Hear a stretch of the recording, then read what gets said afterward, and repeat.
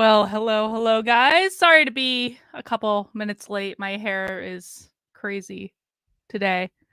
And it was just being crazy. And you know what? It was what it was. But welcome to Happy Hour, guys. It is Friday. We made it through another week. Happy Hour is a stream that I do on most every Friday, except if I'm traveling or something.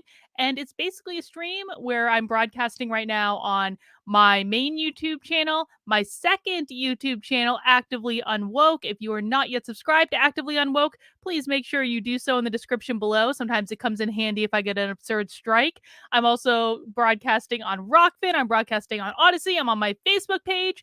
Please make sure you are liking and subscribing and mounting the like button on whatever platform you're on. Today we're going to watch I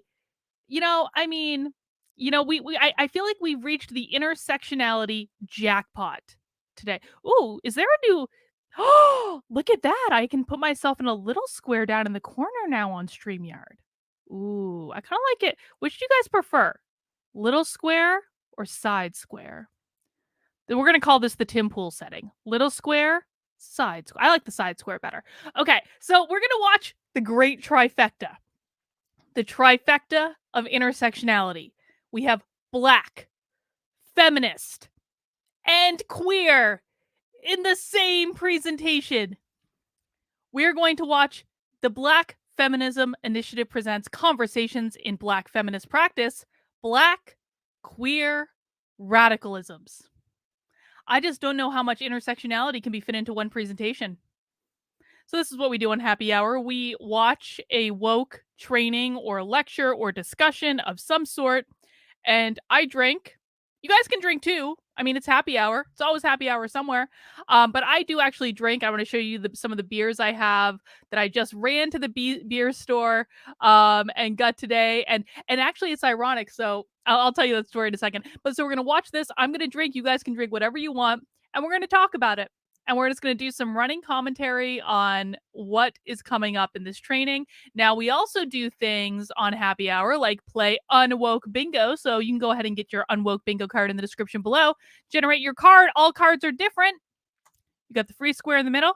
And then we're going to have a line, or we're going to go for corners.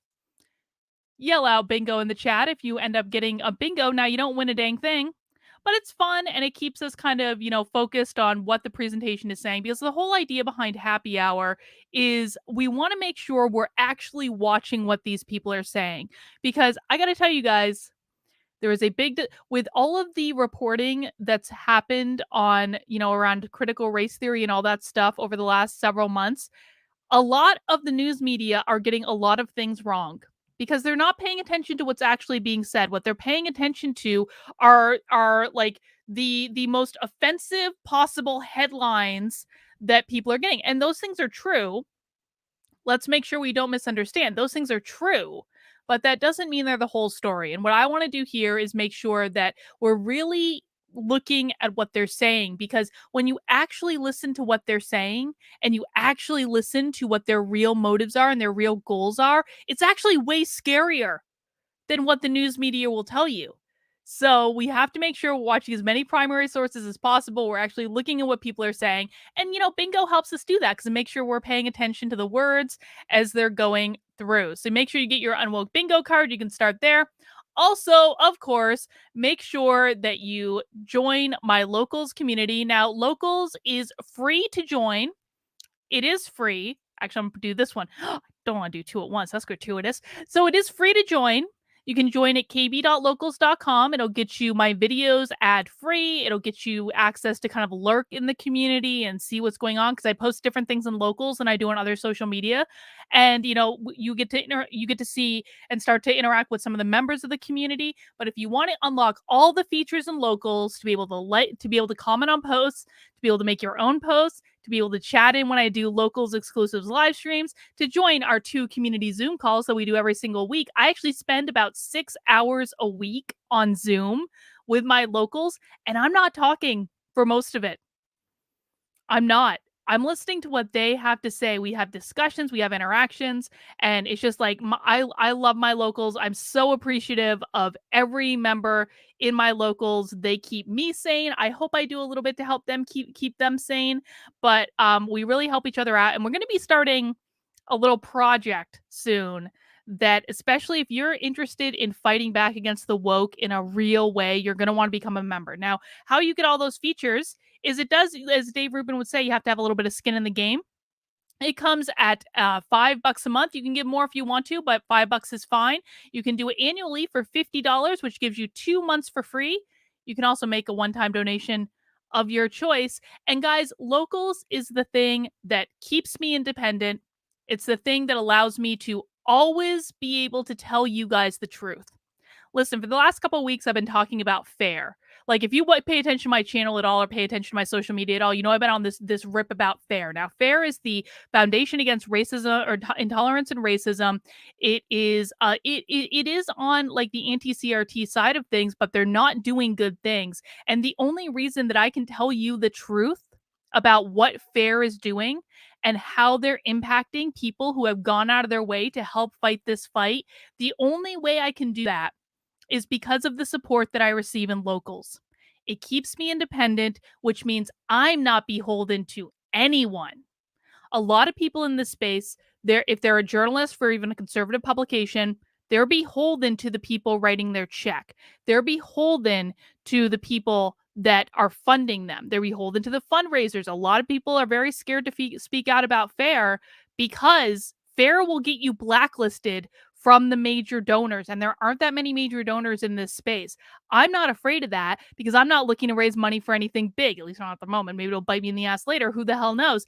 But like, you guys help me stay independent so I can always tell you the truth, no matter if it's good news, no matter if it's bad news. So please, if you enjoy the work I do, if you enjoy the content I put out there, if you enjoy that I'll tell you, the real deal no matter what, please consider supporting me in locals because it is the thing that makes this all possible. All right, let's get that banner down. We don't need that right now. We can do a little ticker. There we go. We can do that. Please mount that like button if you haven't already. We don't smash the like button on this channel. We mount the like button. Now, I did mention that this is happy hour, which means that I will be drinking. I don't drink often. I usually drink only on Friday happy hours, unless I'm on a plane or something, because, airport drinking doesn't count. Doesn't count. No calories consumed in the airport count. Anyway, I did just come back from the craft beer store and I brought some goodies. And it's funny because when I was checking out, the lady at the checkout said, "Ooh, you've got lots of chocolatey beers today." And I was like, that actually kind of goes perfectly with the presentation we're going to discuss. But I swear that wasn't the intent. It just worked out that way. So let me see. Let me show you guys what I have. I have a chocolate peanut butter stout. This is from Smutty Nose. I have a wood chop chocolate stout, also from Smutty Nose. Chocolate stouts I find can be like hit or miss. Sometimes chocolate stouts are like the best thing that you've ever had, and sometimes they kind of suck. I'm not going to drink all these beers, by the way. I'm just showing you what I bought. Like, maybe they'll get drunk later. What usually happens in happy hour with my leftover beer is I put it in the fridge with the full intention of maybe drinking it like another day, and then my husband drinks it. And then he apologizes and he says he'll go to the beer store to replenish it. I have Southern Tier Nitro Creme Brulee. I haven't had their creme brulee beer in a while. I had it several years ago, and I remember it being really, really sweet. But I haven't had it in a while, and I really like Southern Tier. Southern Tier is one of my favorite breweries. It's in like upstate New York. So if you're in that area, definitely try Southern Tier. Like, all their stuff is good. And then I also have this s'mores one, which I think I've had this before, but I don't remember. Let me see. I have. This is interesting. A cinnamon toast stout. Cinnamon toast. This is from Lone Pine. I've never had this. An imperial stout brewed with Vietnamese Vietnamese cinnamon and vanilla extract. So that's promising. But the one I'm going to start with I about let out a scream of glee when I saw this beer at the beer store, because fluffernutters are my favorite thing ever. Who likes fluffernutters in the chat? How can you not like a fluffernutter? I haven't had a fluffernutter in a really long time. Like, I think the last time I had a fluffernutter was actually, like, when I had just, like, I had the thing of fluff sitting in my, like, cabinet for a while, but it was, like, a year old or something, and I was like, "I don't know if this fluff is good anymore," and then I looked inside, and it seemed fine, and it had, like, crystallized, and so I had that fluff on the fluffernutter. It was the best thing. It was the best fluffernutter ever, and they have fluffernutter beer! If this beer sucks, I'm gonna be okay, Rachel says she's never heard of fluffernutters. Dude, this is about to blow your mind. Fluffernutters are a sandwich with peanut butter and fluff, marshmallow fluff, like you buy in the big white tub at the supermarket. It's amazing.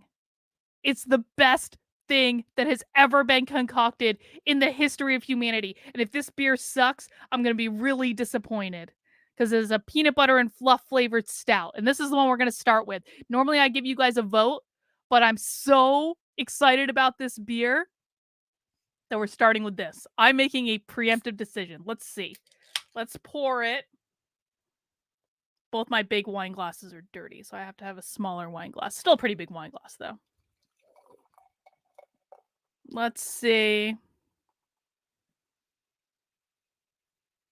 I going to be able to fit it all in? That's what I like about my bigger wine glasses. I can fit it all in. It's going to be close. Oh, look at that perfection. Holy cow. So this is the head. This is where all the aroma is. Like a relatively small head. Cheers, guys. Happy Friday. We made it. Definitely smells like peanut butter. Let's see.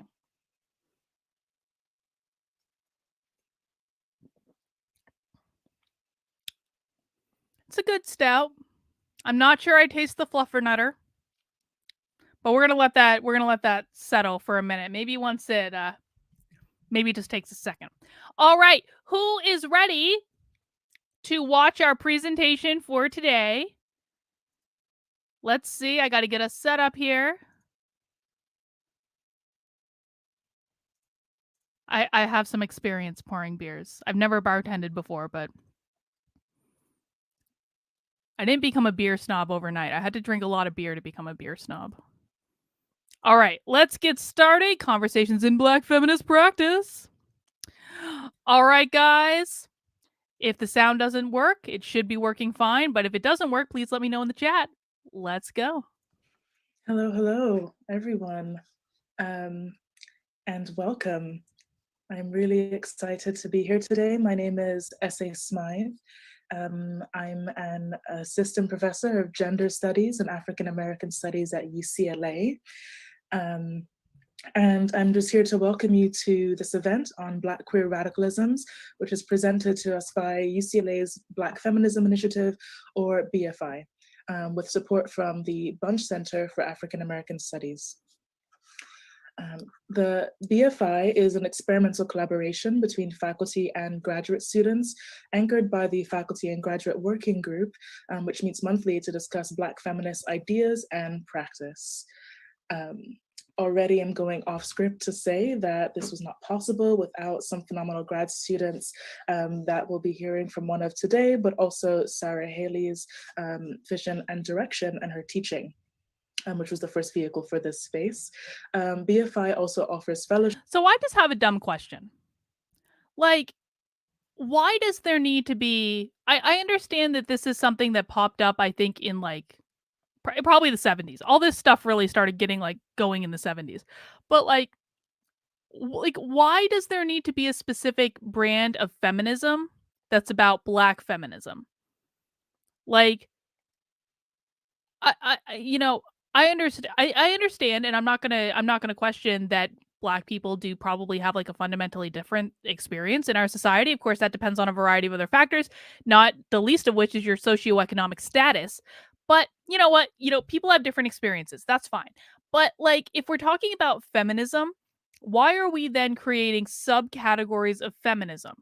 Oh, Neb and Dog, you probably know the money. And it's always about money. You're probably right about that. Maybe they'll explain.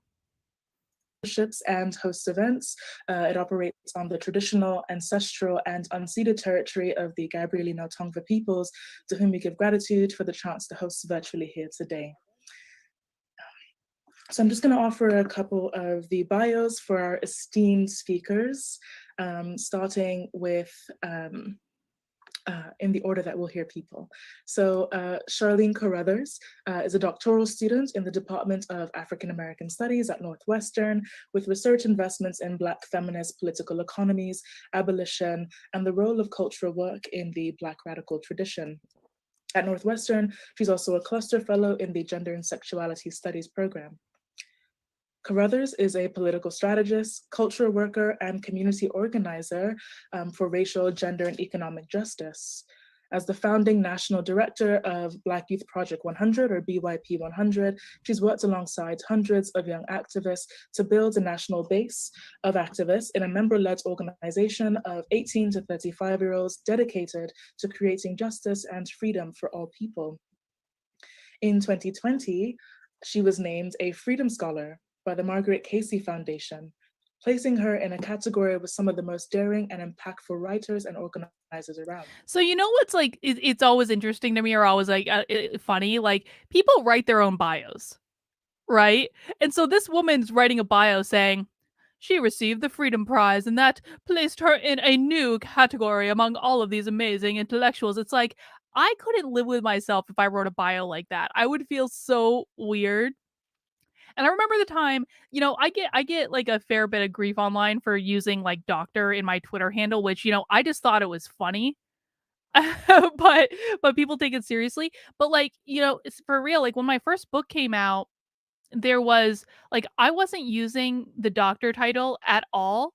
And then I got a stern talking to by people who were like, you have to present yourself as an intellectual and all this stuff and blah blah blah blah blah. And that's when I started using the doctor title, but also because it did actually help when I was doing conference presentations. In terms of like there's a distinct difference, and this always bothered me. There was a distinct difference in the amount of the amount that people actually listened to what I was saying when I used the doctor title versus not. But it always made me, I was like about the whole thing. But I would never write, like, I guess it's a really long-winded way of saying, like, I always feel really uncomfortable saying, like, she's done this and she's done that and she's done this other thing. And it's like, people do stuff. Like, we don't need to make it seem like a bigger deal than it is. I don't know. I just think that bios that are written like that are crazy, especially when you consider that the person it's about probably wrote it themselves. Charlene is the author of Unapologetic. I should have taken it from my room and held it up here. Unapologetic, a Black, queer, and feminist mandate for radical movements. One example of her broader practice of telling more complete stories about Black feminist and queer lives and radicalism. Then we'll hear from C. Riley Thornton, who is a professor of English and has an appointment with the Center for Gender and Sexuality Studies at... I always find it a little bit alarming too, just how much like we've noticed this like the past couple of weeks, especially that woman that introduced Kendi. What was that, last week, maybe a couple of weeks ago? Like they're always so enamored of these people, of these intellectuals. Guys, can we please? And even like, okay, I'm sorry, I'm gonna say it. The intellectuals in the anti-woke movement are just as bad as this. I've had it with intellectuals. But like the enamoring that people have, like even the intellectual dark web. And it's like, obviously like I like Dave Rubin like quite a bit, and I consider him like a friend, and like he's a cool guy. I don't put him in the same category as like a lot of the intellectual dark web people who are just like so impressing themselves at being an intellectual. I even look at like Calvin Robinson, who I don't really know much about, but he was like tweeting on Twitter earlier about the Great Reset and retweeted a tweet that Prince Charles sent like a year and a half ago, as though he just discovered it. It was like, can we please, intellectuals, have a conversation now about the Great Reset before it's too late? And I was like, dude, if you're just starting to have a conversation now about the Great Reset, retweeting a tweet that Prince Charles sent a year and a half ago that you have just discovered like it's something new, it is already too late. No amount of intellectualization is going to get us out of this problem. The intellectuals are one of the groups of people that put us in this position in the first place, because all they did was intellectualize about the woke and about how this is going to go horribly and terribly wrong. And then none of them did anything. They just kept intellectualizing as though intellectualization was going to save us all. It's not going to save us all. It's not. We need to start doing shit to save ourselves. I need to start doing more than I'm doing. We're working on a plan. We're working on something that everyone can be involved in. But I'm so sick of people intellectualizing about this stuff as though if we just intellectualize in a new way, that will save us all.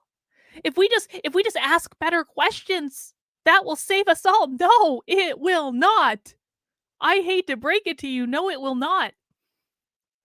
Everyone on both sides, on all sides, stop lifting up these people that just talk and then don't do anything. Kelly O'Daniel says, sending you support, YouTube shenanigans, can't comment in live chat, says subscriber mode. Yeah, so guys, I do have subscriber mode turned on in the chat. Kelly, if you subscribe, you should be able to chat it in 5 minutes, but you only have to be subscribed for 5 minutes in order to chat. It's just to keep the white identitarian trolls out, but I do appreciate the super chat, of course. Says subscriber mode. Oh, you're already subscribed? Huh, that's weird. Info icon says can't send messages because you subscribe to this channel while watching a video made for kids. That's really weird, Kelly. Thank you for letting me know. I have no idea what's going on there. Let's continue. Chicago. There, he also directs the Center for the Study of Race, Politics, and Culture.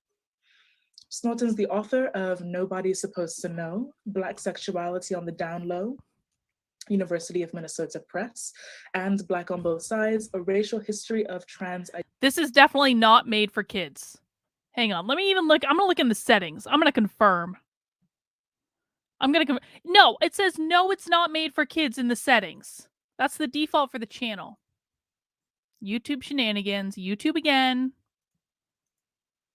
Identity from Minnesota in 2017, and the winner of the John Boswell Prize from the American Historical Association, the William Sanders Scarborough Prize from the Modern Language Association, Lambda Lit Award for Trans Nonfiction, and the Sylvia Rivera Award in Trans Studies from the Center for Lesbian and Gay Studies, and an honorable mention from the American Library Association, Stonewall Book Awards Committee. In a piece for Lambda Lit blog, Snorton wrote that the aim of Black on Both Sides was twofold: to revive strategies for living from the past, as well as to provide a vocabulary of Black and Brown trans life in the present. Part of this vocabulary, Snorton notes, requires thinking about scale. It's like an 18-hour introduction with bios. Resist the various ways where I've been going for 4 minutes. Which has always been a racial construct, is violently experienced. Did she just say that gender has always been a racial construct? I'm not going to rewind. I'm pretty sure that's what she said. Accomplished in Snorton's work makes him an ideal person with whom to think about queer and Black radicalisms. Snorton is also the co-director of Saturation, Race, Art, and the Circulation of Value, a publication from MIT Press and the New Museum, co-edited with Hentel Yap. Last but certainly not least, we will hear from our moderator, Ebony Oldham. They are an artist with more than 10 years of organizing experience. You hear that? It's a they. And a doctoral student in the UCLA Department of Gender Studies. Ebony's scholarly interests include Black leisure and labor studies, Black interiority, Black feminisms, Black performance studies, mostly at the intersections of Blackness, fatness, ability, and gender. Wait. The intersections of Blackness, fatness, and gender. Listen, fat studies, we need to revisit fat studies. We've done one happy hour about fat studies. I then went down a rabbit hole that I wish I had never gone down, but it actually showed me just how insane fat studies is. Like, dude. My eyes cannot unsee the things I have seen in going down the rabbit hole of fat studies. Most recently curated the second annual Black Feminist Summer School, hosted as a part of a love offering in honor of their late grandmother, called the Black Feminist Kitchen, an emerging workshop of working group of activists, artists, and organizers and scholars invested in Black feminist interiority. Oh my God. Prior to moving to Los Angeles, Ebony was a founding member and co-organizer for Black Lives Matter Portland chapter, All African People's Revolutionary Party, and as a member of the Global Black Lives Matter Network strategy table. All African People's Revolutionary Party. That doesn't sound globalist in any way. My God. Speaking of the Great Reset. So we see here we have a range of Black feminist minds, and I'm really excited to hand it over to them to get into conversation. I did want to add an additional personal note, which is that I'm really honored to be in personal relation to different degrees with all of these people, to consider Riley and Charlene in particular as friends and also constant teachers in Black feminist struggle. I'm really grateful to how they have shaped my own thinking, my own teaching, and my own, let's just say, Virgo tendencies to sort of be more capacious and lean in to the struggle and you know, including its mistakes, its joys, and its culinary possibilities. Lean into the struggle. I'm really just grateful to be here today and excited to take it away. Oh, thanks for the compliments in the chat as well. I'm going to hand it over now to Charlene. Oh, wow. Did you see that? What an introduction. Thank you so much. Of course, you look gorgeous as always. Thank you to, and you turn your camera off, of course. Thank you to everyone at the Black Feminism Initiative for organizing this and for the invitation. I'm a huge fan of you, Dr. Sarah Haley, and anytime I get to be in the same space as you is an honor. Riley, I'm reading your books in class, so this is a special treat to be in conversation with you. And Ebony, my comrade in struggle and in academia or academic struggle as new PhD students, or not new, PhD students in general. Thank you so much for moderating our conversation. So in my initial time, I am going to do two things, and they are both inspired by this particular political and social moment that we are in right now. I am both troubled and also deeply invested in and optimistic that this moment that we are in, that I feel that we are in right now, my assessment, where Black folks in our everyday lives are struggling to think through how we are going to be with each other. I just want to note that this presentation took place on May 24th, 2021. So it's not like brand new, but it's not really old either.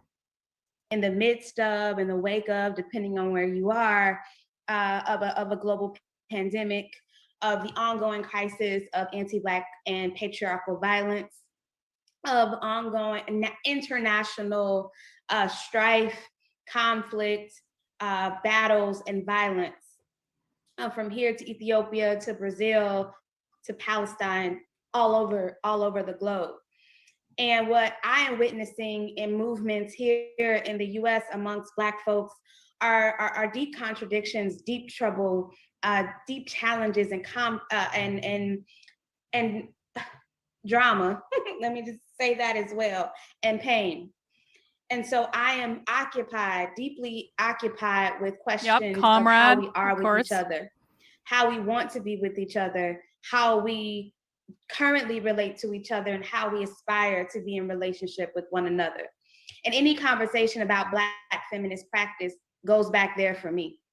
It goes back to, at its core, how we are with each other on every single plane, how we are with ourselves as individuals, how we are with each other in movements, how we are with children, future generations, and our ancestors. Oh, hello in France. And how we are as Judith LeBlanc. Hello in France. Hey, fun fact. So I'm going to London next month, And I know London, I know England and France are not the same thing. I know I'm not quite that American. But I will be trying to do a meetup in London when I'm there. So pay attention. Maybe people can travel. I don't know. I don't even know what the rules are about traveling like within Europe. But if you are in the vicinity of London, I will be doing a meetup there next month. Always questions and asks, how are we being good relatives with one another?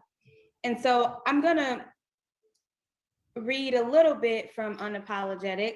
Maybe I won't read too much from there because I only have about 10 minutes.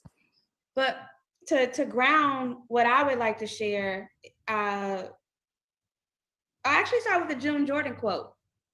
And so June Jordan was an activist. I totally thought she said Jim Jordan. I really did. I was like, Jim Jordan. Brilliant intellectual and writer. And in this essay that she wrote called A Report from the Bahamas, it's something that I think about in the middle of the night. She was writing about interactions that she had with various people on the island, and really was thinking through how, in short terms, not all Black women have the same experiences, and really highlighting some of the class differences that she could see and experience between the various Black folks she interacted with on the island, including a woman who did the work of cleaning up the room that she stayed in while she was there during her stay at a hotel.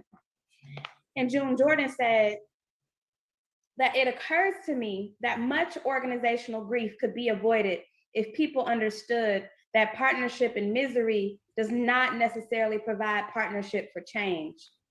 When we get the monsters off our backs, all of us. Well, you know what? I'm going to agree with the first part of that quote. Like partnership in misery does not necessarily provide partnership for change. And I think that applies to all of us too, because I'm going to take a good bet that anyone watching this is probably pretty miserable with the way things are in the world, but not that many people are actually willing to do something. So I do not, like, there's this talk about, like, you know, infighting within like the anti-woke movement.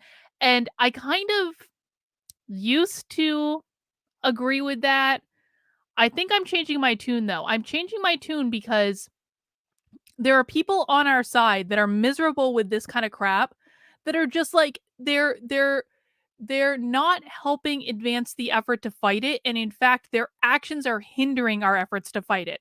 And so if your actions are going to hinder our efforts to make progress on this, like, we are not partners, we are not friends, we are not. I've had it. And I'm not just talking about the Kathy Youngs of the world, although Kathy Young is a perfect example of this, or Claire Lehman from Quillette. Carrie Smith from Unsafe Space I would put in this category. Absolutely. I've fucking had it. I've had it with these people that are more interested in being social and cultural commentators than they are in actually fixing the fucking problem. We don't need to be best friends if we're moving in the same direction. But if you are getting in my fucking way, I don't care if we agree on this. Don't care. If you're just going to spend all day on Twitter or writing like 4,000 word articles, intellectualizing about all of this as though that hasn't all been done before, don't care. Too bad, so sad. Don't care. Kelly O'Daniel says, me again, unsubscribed and then resubscribed. Problem solved. Thank you for your voice. I truly appreciate your content and your perspective. Much needed. Thank you, Kelly. I appreciate it. And, you know, I used to be of the opinion that you know, we just shouldn't call this shit out, but it's never ending and it doesn't stop. And if you just, like, I've tried to ignore this crap for the past year and a half, and it's like, you can try to ignore it all you want and it doesn't go away, and it doesn't get better. And so if it's going to keep happening and it's going to keep effing up what like many of us are trying to do, then we need to start calling it out and say, no, like, you need to change your behavior. Sorry. Oh, I'm knitting the Westnitz yarn along. I'm starting a brioche section, which is probably not the smartest thing to knit while I'm drinking and watching something else, because brioche, if you fuck up brioche, it is not easy to fix. But I'm going to do it anyway. They want to run in very different directions. Yes. Yeah. I believe that. So I'm starting an unwoke army Justice is going to be in the Unwoke Army. Deb Philman is going to be in the Unwoke Army. Unwokeable is going to be in the Unwoke Army. Kieran's going to be in the Unwoke Army. Many of you are going to be invited to be in the Unwoke Army if you want to, but we were just talking about this earlier today. The number one rule of the Unwoke Army is that whining is not allowed. No whining allowed. You can come, you can contribute, you can do whatever you want to do to contribute to the effort. We're going to come up with brainstorms. We're going to have many options and many different ways that people can contribute. But if you come and you whine and you distract, you're going to be booted out, because we do not have time for whining. And whining only brings everyone else down. Yeah, Adrian's going to be in the Unwoke Army. Georgia, you can be in the Unwoke Army. Everyone's like, so the first thing is I'm going to be scheduling kind of like a brainstorming session with like a smaller group of people, just because like in the larger groups of people, it gets unwieldy really, really quick. Okay. So we're going to do a brainstorming session with a small group of people that I feel understand this, that I feel are genuine, that want to fight back. And so like we're going to have a brainstorm and we're going to come up with a list of things that we need to do. Now that's not going to be a finite list. We can do other stuff too. But what we want to do is we want to come up with different options for people to be able to participate. So one option to participate might be like, you know what? We need to do investigative journalism that journalists on the right and on the left are not doing. We need to help out Justice when Justice is going to like every state's website and trying to suss out what social emotional learning is built into like the state Department of Education on every single state. We can have multiple people doing that. If you want to do investigative journalism, we'll show you how to do it and you can do it. If you want to help code and launch a Wikipedia, you can do that. If you want to do other forms of research, you can do that. If you want to write articles, you can do that. If you want to do trainings to teach other people how to do stuff, you can do that. So there's going to be lots of different options for people to be able to participate. And of course, people can, decide if they want to do something else too. But no whining is the number one rule. And then Kieran says, and we do not retreat. No, we're not retreating. No whining, no retreat. We are fighting to the death. But what's going to be good about this, and I want to do it in a way that's going to be fun and that's going to be lighthearted and things like that. And can a dev contact? Yes, Michael, a dev can contact us. I'll be putting out more information about this. This is something that's really just, it's an idea I've actually been thinking about for a while, but it has really kind of come to a head with a lot of people in the the unwoke anti-CRT space, where we're just kind of really sick of people talking and then not doing anything. And we want to be able to do something and build something to be able to feel good about what we're doing and what we're contributing. So yeah. Am I watching? Yes, I actually have the actively unwoke chat and the main chat and the main chat on my main channel on my screen right now. Yes, swords are allowed. Swords are allowed. Yeah, everyone's going to be able to participate, but number one rule, no whining. No whining. Do not retreat. We'll come up with other rules as well. Anyway, let's keep going. Oh, Nick says, I think you must be knighted in order to be a part of it. I mean, maybe we'll establish our own unwoke knighthood, Nick. Thank you for this stellar idea. I'm not even joking about that. I want to have different ranks for different levels of contribution. I want to have, we can establish a knighthood. Why not? Why can't we establish our own knighthood? What's stopping us? We are in a moment right now where so much organizational grief is being experienced, is being articulated. Yeah, dude, we can have nunchucks. Why not? I actually do have nunchucks in my house. I do. Public ways, private ways, semi-private ways. And much of it, I think, has its root in what doesn't always happen at the beginning of organizing projects.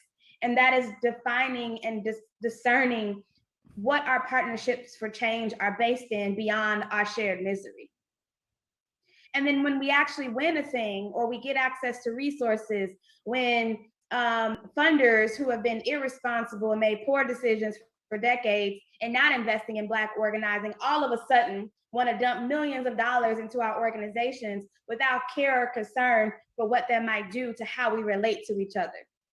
And as a Black feminist, and as being a part of a movement that claims to move through Black feminist values and Black feminist thought and action, I question what else do we have outside of our misery that is driving us to do this work? And you know what happens that when we're going to take inspiration from these people. We're going to make fun of them too.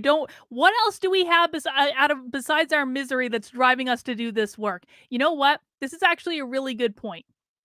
I write about this in the book that's going to be coming out next year. I write about this. I said, like, it is not enough to know that we hate these people. We have to also remember what we're trying to achieve. Like, this is where Republicans fail all the time. They think that if they say, we're not the Democrats suck, we're not the Democrats suck, and they think that if they say that over and over again, that's going to be enough to get people to vote for them. People don't like voting against something. They like voting for something. And so I think one of the things that we probably need to figure out, and I have some ideas about this, I actually wrote a whole thing about it in the book. Again, that's going to come out next year, and you're going to have more info about that soon. I'm told, my publisher tells me it's going to go on pre-sale next month. They haven't given me a date yet. But, you know, in the book, I actually said, here's the vision for what I think we should do. My basic vision, like the elevator pitch is, my vision is I think we need to build a society that is grounded in individualism and meritocracy and color indifference, which means we do not judge people by the color of their skin. We see the color of their skin, but we don't judge people by the color of their skin. What we are interested in is individualism and meritocracy. That's my vision. Maybe you guys have some other ideas, and we should probably talk about that, because we need to have we need to know what our values are. We need to know what we're moving towards, not what we're moving away from. The name of the book is going to be called Actively Unwoke. It's not anywhere yet, but it will be next month, allegedly, according to my publisher. Get the resources that we have always deserved to do our work. Why are we running in so many different directions? If the monster of lack of resources is no longer on our backs, why are we running in different directions? And why oftentimes are those directions not even meeting or addressing the harms and the needs that people have said that must be addressed, and the harm and the needs that must be met? It's painful. I understand discussing Black feminist theory, you know, discursively, and talking about it as it relates to our material conditions, our material realities. And it is about our very lives. One day I will be an ancestor. It's a good idea, Patrice. And I do believe that what I do in this particular plane has something to do with what happens after that. And I don't think, like many Black people across the diaspora, that death is the end. So I'm thinking now, how is it that my practice as a Black feminist shows up in the ways that I am with other people? And I don't have all of the answers, but I do have some of the thoughts that I forwarded in Unapologetic. One of the things that I think relates to the misery, partnership and misery, is what I think Barbara Smith has pointed out and other people have pointed out, is that people took the identity parts in the politics and left the politics behind. And that perhaps what we are seeing over and over again is an identity politics that is not grounded in a material analysis nor material commitments to Black liberation. One that is identity facing, one that is individualistic, and one that doesn't account for how your actual identity is related to your politics. Because me, being a Black woman, being a Black lesbian, a Black queer woman from the South Side of Chicago, add on all of my other things that I have, currently able-bodied, tells you nothing about my politics. It tells you nothing about how I treat other people. Hey, that's actually, we can agree. My politics are about not only what I say, but what I also do. How I am. And it is not about perfection, it is about integrity. So you know how she's defining politics.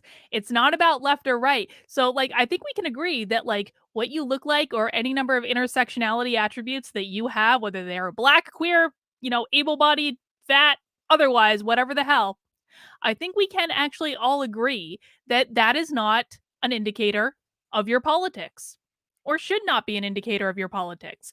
But she's not using politics in that way. That's not what she means. I think what she means is whether or not you're an activist. So what she's saying is, you can't look at someone with lots of different oppression points and just assume that they're an activist. They have to do stuff in order to be an activist. That's what she means when she says politics. I'm virtually positive of it. It's not about being perfect all the time. And so I'll close here and as we move over to Riley's brilliance and just implore us to think in this conversation about Black feminist practice, the moment that we're in now, what Black feminist thought can we lean into from the people who come before us, the people who are doing this work now, with the folks to come and our very own selves in mind, and that it is not enough for us to write down. Just real quick, I want to say thank you to Paul over on Rockfin for the tip. I appreciate it. I also want to say hi to everyone watching on Rockfin and Odyssey and, the alt tech platforms. Please make sure you're subscribed on Rockfin and Odyssey if you are not already. Odyssey's honestly my favorite, but Rockfin's really great too. And make sure you're supporting people on those platforms as well, because you're going to find out actually a lot more information on platforms like that than you are on YouTube. So please make sure you're there as well. Justice says Carlin's membership card in the Unwoke Army should be barbed knitting needles. We'll get someone to design us a good logo. It probably won't be knitting needles. I don't know. We'll see. Things or have campaigns about abolition if we are policing, we are cops with the people in our lives. We are nasty with the people in our lives. And we ourselves don't even believe in doing the work to be in right relationship with one another. Because I don't understand Black feminism if we are not centralizing the ways that we are with each other. So awesome. So she just said doing the work. It's about being an activist. That's what she means. Wow. I am so even more excited about the conversation that's about to take place. There's so much synchronicity. Wait.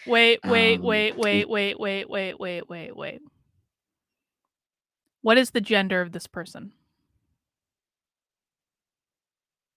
Is this a man or a woman? I'm sure it's a they. But I think it's I think it's a woman. That's probably taking testosterone. I could be wrong. I'm sorry if I'm wrong. I'm not trying to offend anyone. I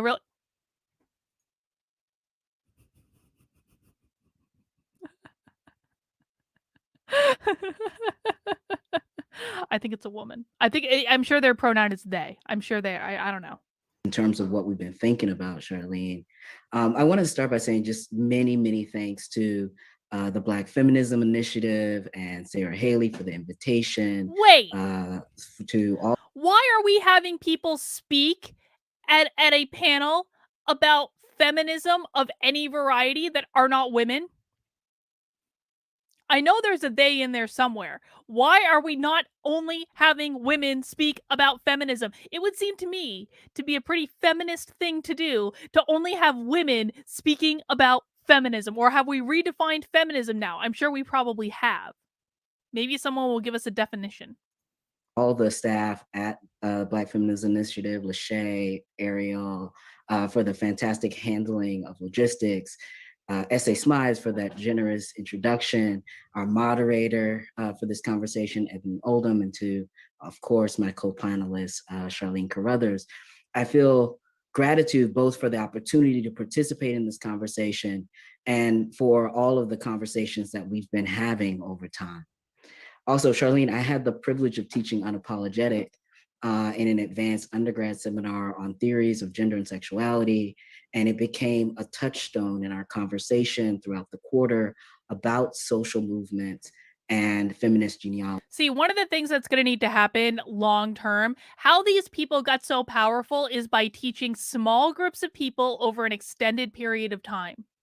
Like, there's going to have to be, if we're being honest, and you all know my preference is to blow up public education. I think it should be completely defunded. I am extremely accelerationist in this regard. I'll take school choice in the meantime. But the reality is that like one of the things that's going to need to happen, and this is a long term, this is not like a weekend project, is there's going to have to be a whole new different type of teacher training that is created to train teachers not to be woke. We're going to have to train an entire new generation of teachers to not be effing woke.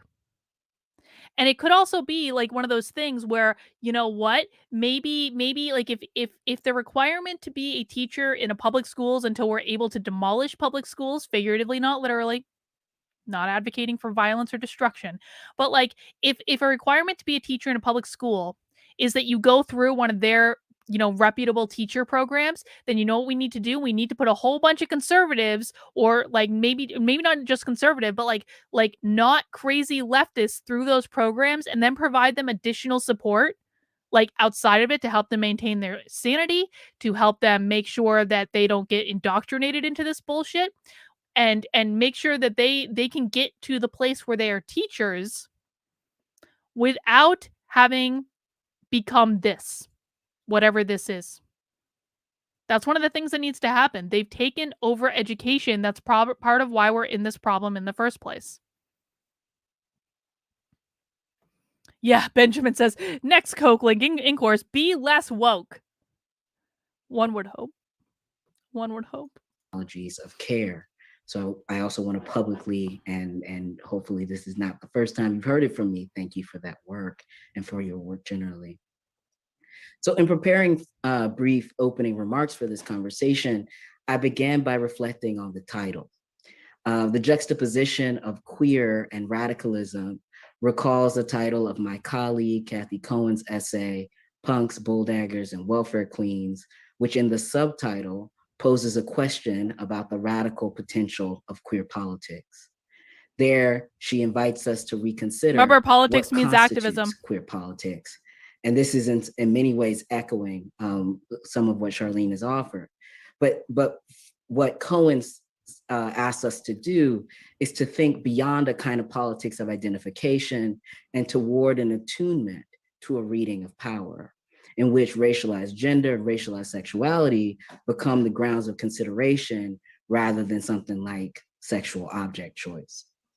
Cohen's noted essay is of great importance to the conversation we're having in terms of content, but also in terms of titular form. That is, that the question and questioning is part of a radical political protocol. We might also think of how Frantz Fanon concludes Black Skin, White Mass with a final prayer, "Oh, my body, make of me a man who always questions." In this vein, we might ask, what is radical? And as an adjective, and especially according to the Oxford English Dictionary, and this is particularly in as it pertains to change or action, it's defined as, quote, a relating to or affecting of the fundamental nature of something, far-reaching and thorough. And then as a noun, it's described as a person who advocates thorough or complete political or social reform. And I'm struck by the irony here of using the term reform to define what it means to be radical, as it raises questions about the insufficiencies of language and underscores the urgency in nurturing our radical imaginations. Since COVID-19, and in the midst of the uprisings in the summer of 2020, I've been sitting with a question. How are you, how are we going to show up in the new world that we are working to create with each other? The new world. And actually, hang on.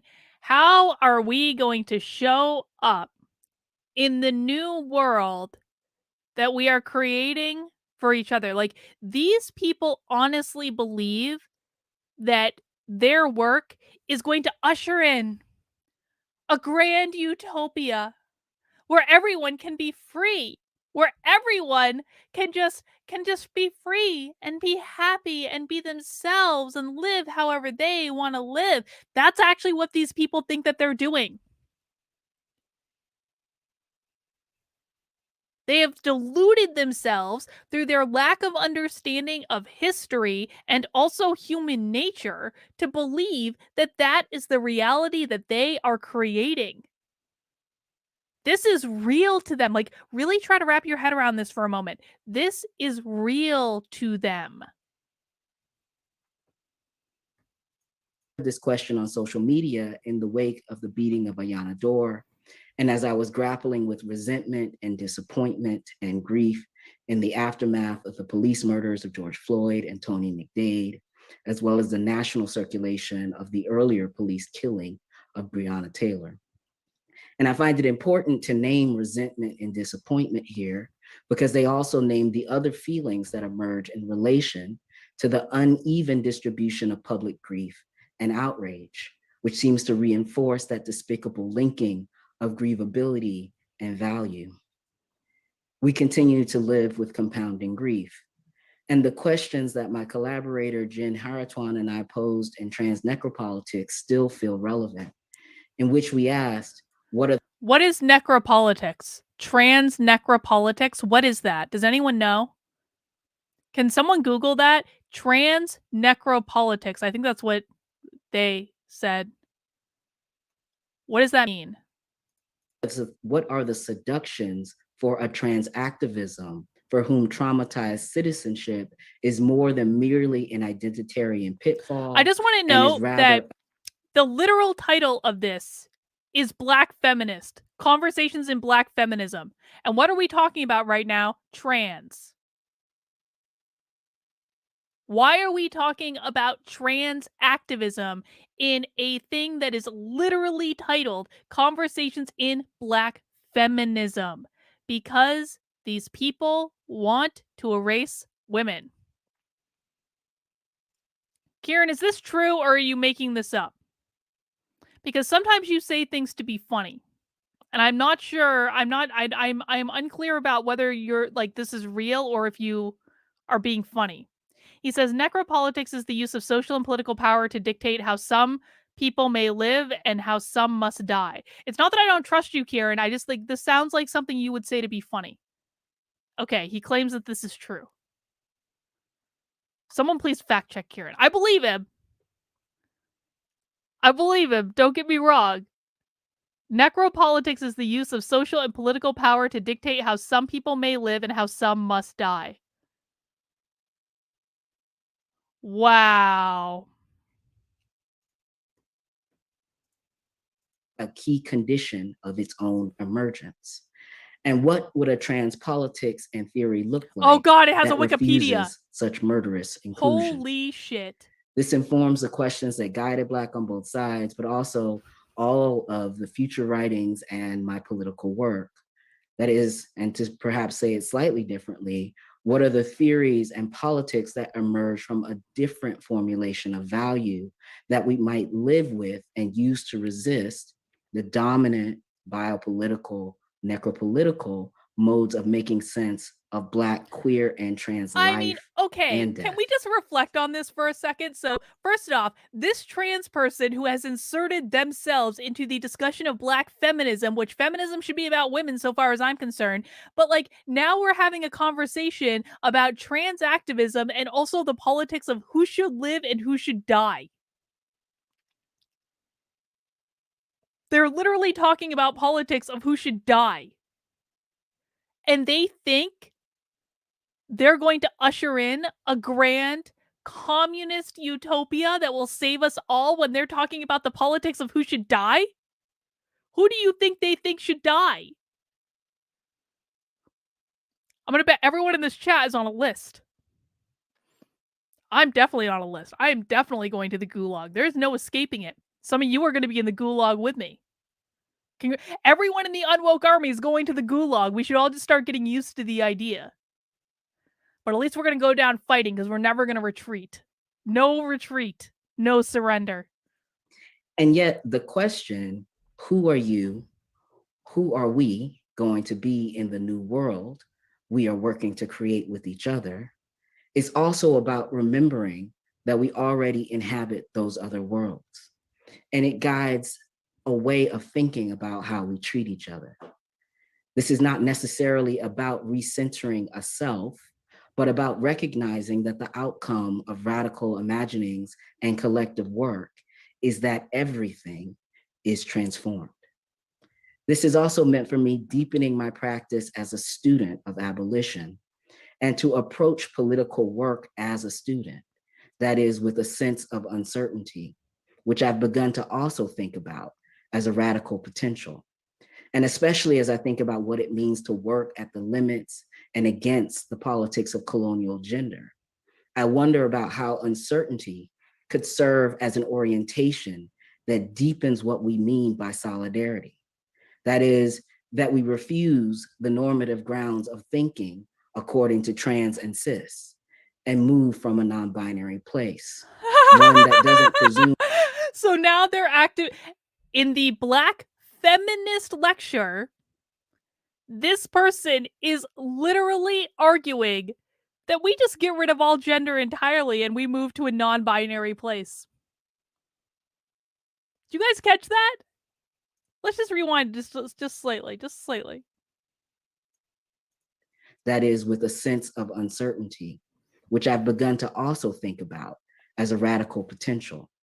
And especially as I think about what it means to work at the limits and against the politics of colonial gender, I wonder about how— Against the politics of colonial gender. So they're going to make the argument that people who believe that there are men and women, and listen, I have no problem with non-binary people. Like I don't. I do not care. Like if that's what you feel, that's like whatever. If that's how you want to live your life, it is none of my business. But she's like, I'm sorry.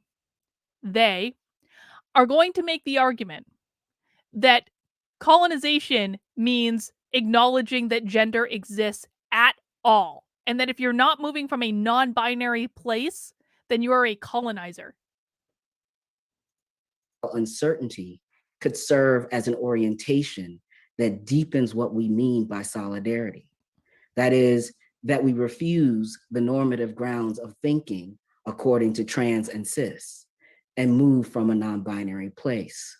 So solidarity, in order to act as a good intersectionalist, to act in solidarity, you just have to just ignore all gender because all gender is a social construct and come from a non-binary place. How very feminist. One that doesn't presume knowing in order to act alongside and with, that forgoes knowability as a precondition for relating.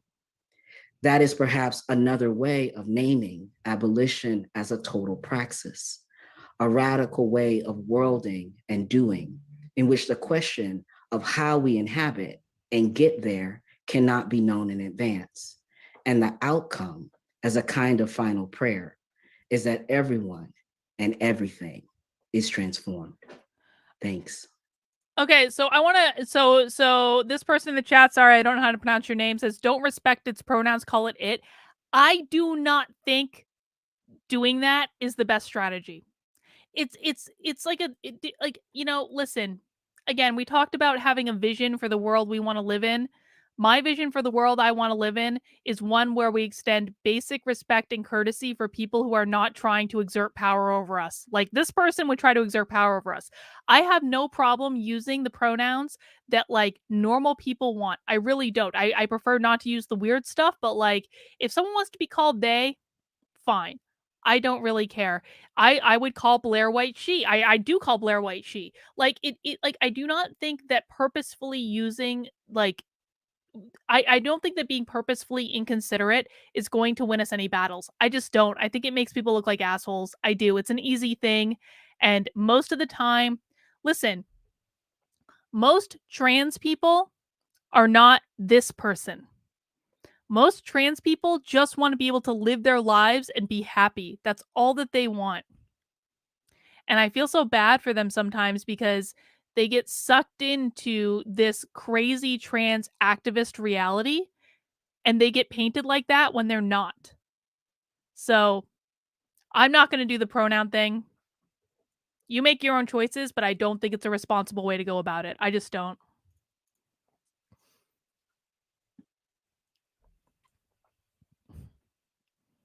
How people want to live their lives is no one's business, you know? They're adults, who cares? Hi, it's so good to see both of you. Good to see you too, Ebony. Yes. Well, thank you both for such generous, engaging, and grounding opening remarks. I think I speak for everyone at the Black Feminism Initiative when I share that We're so excited and thrilled to, witness both you, Charlene, and Riley in conversation today on Black feminist practice, but also thinking about Black queer radicalism. If someone tries to make me use pronouns related to bog gender, I won't do it. Bog gender is not a real thing. Fae gender is not a real thing. Deer gender is not a real thing. Sorry. But if it's normal, I don't care. So I just wanted to begin by asking if you both have any comments on each other's opening remarks. Otherwise, I'm also happy to open with a question. Cloud gender. Well, I would love to ask Charlene to tell us more about, like, what are the conditions for partnerships and change? Mm-hmm. I think that's a great question. So the first thing, I always go to questions first, because one thing that I had to learn the hard way probably as an organizer is to get curious and to ask questions, and for it to begin from that place as opposed to a place of assumptions. And one place that people can start that in partnership in creating partnerships is through moving through a minimum of 2 questions. The first question is asking yourself, who am I? What do I actually care about? What are the things that both get me out of the bed in the morning? And what are the things that keep me in the bed in the morning, right? Both metaphorically and literally, physically as well. Psychically, spiritually, all of those things that move us and the things that weigh us down. And then the second question is Ella Baker's question. Who are your people? Who are my people?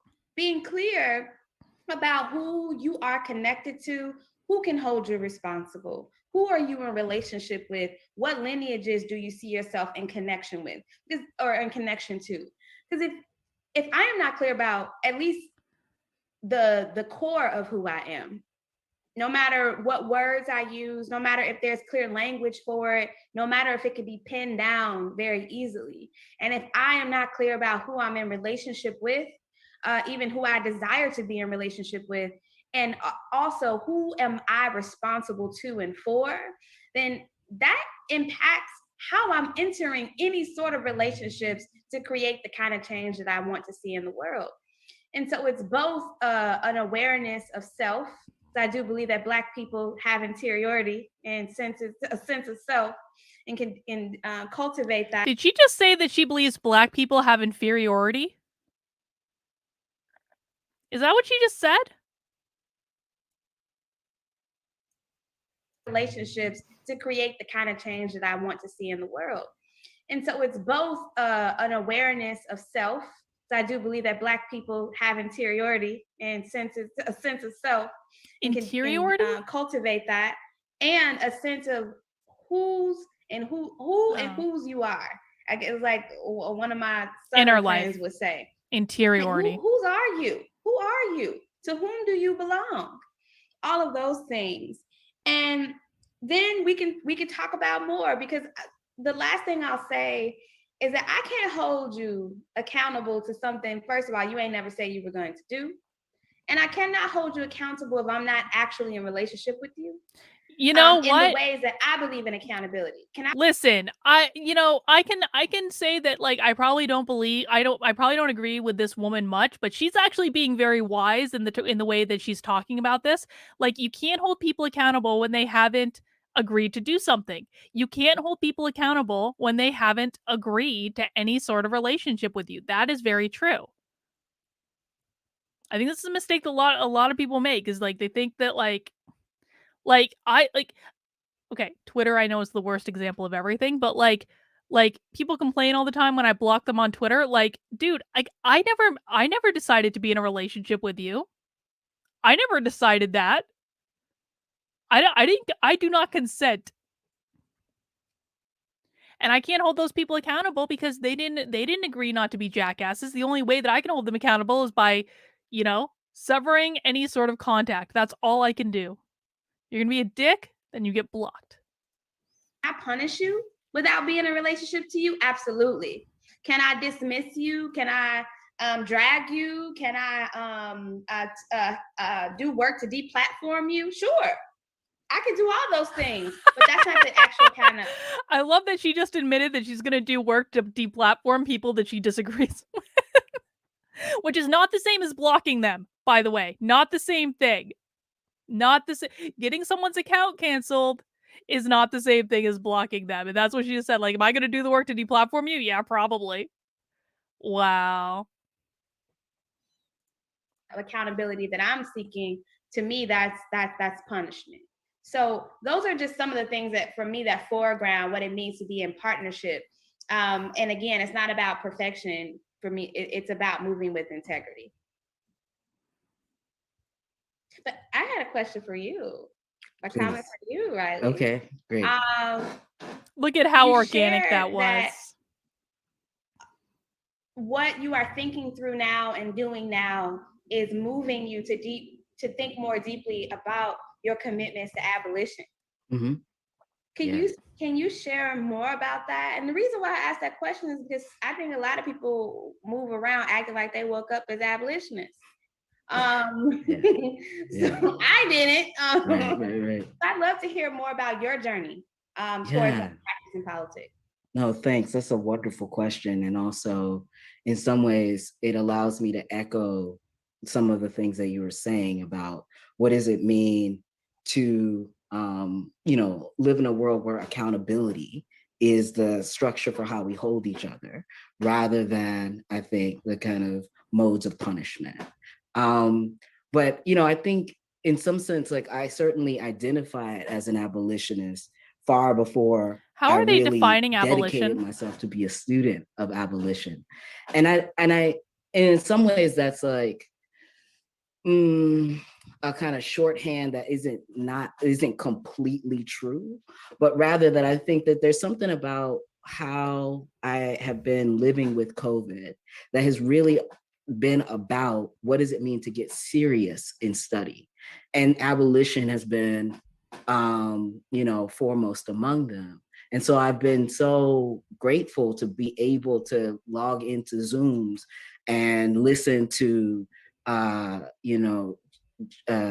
Joyce James and Miriam Makaba and Ruthie Gilmore and folks who have already been named and who are part of this this conversation today, where it has been about I think in some ways it's about a kind of double process of learning. There's a thing that one learns enough to be able to attest, but then there's a thing that you learn that is actually working on you. And I think that that's kind of the space that I've wanted abolition to kind of live in my body and in my practice. And it was so profound to me. Wait, hang on.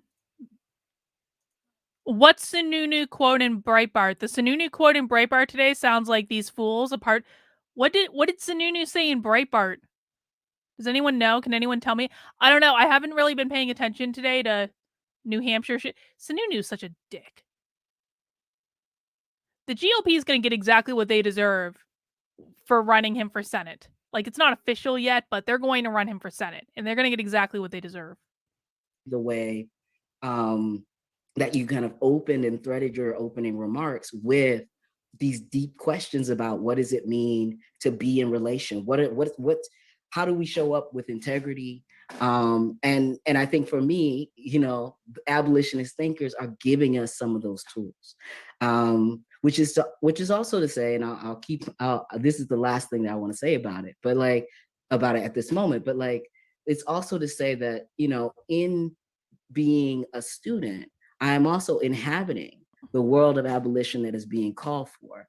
And so I try to hold those things also as kind of like the container of a world that is both filled with violence and grief, and that is also filled with like transformation and inspiration and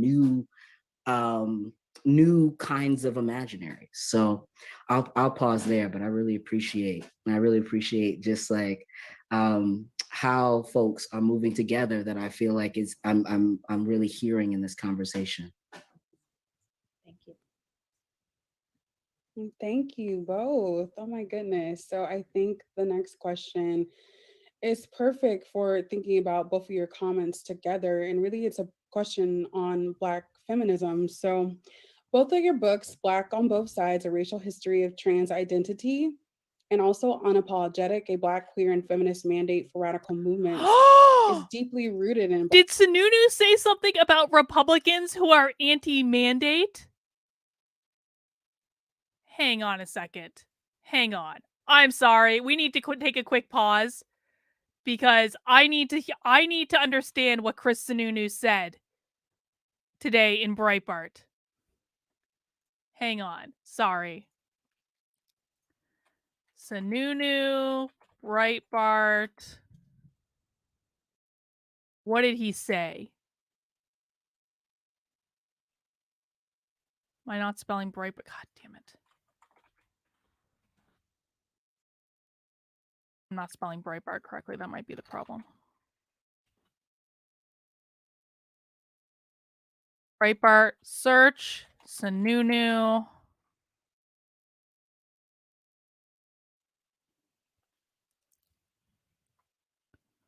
Here it is. Found it. Found it. Holy shit. Hang on. Let me show you guys. Let me show you.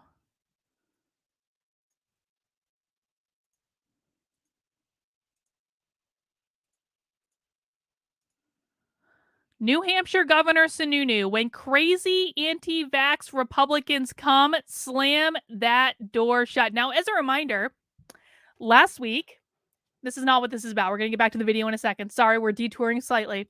Last week, New Hampshire became the only state in the country to not accept the federal bribe of I don't know if it's different other places. In our case, it was $27 million to push vaccines on the citizenry. Now, of course, you should always refer to the CDC for all vaccine related questions. But we sent the money back. No other state has, not Florida, not Texas, because it came with strings attached.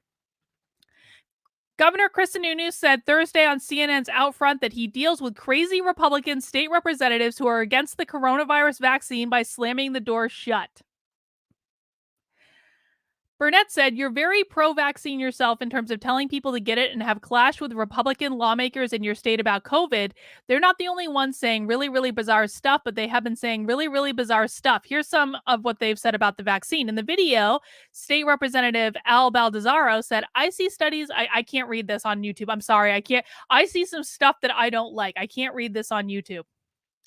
Sununu says, "Look, Aaron, when crazy comes knocking at the door, you've got to slam it shut. That's all there is to it. I don't care what party you're from. One of the reasons New Hampshire has been so successful in managing the pandemic, blah, blah, blah, blah, blah, blah, blah, blah, blah." Oh, really, Chris? Oh, really?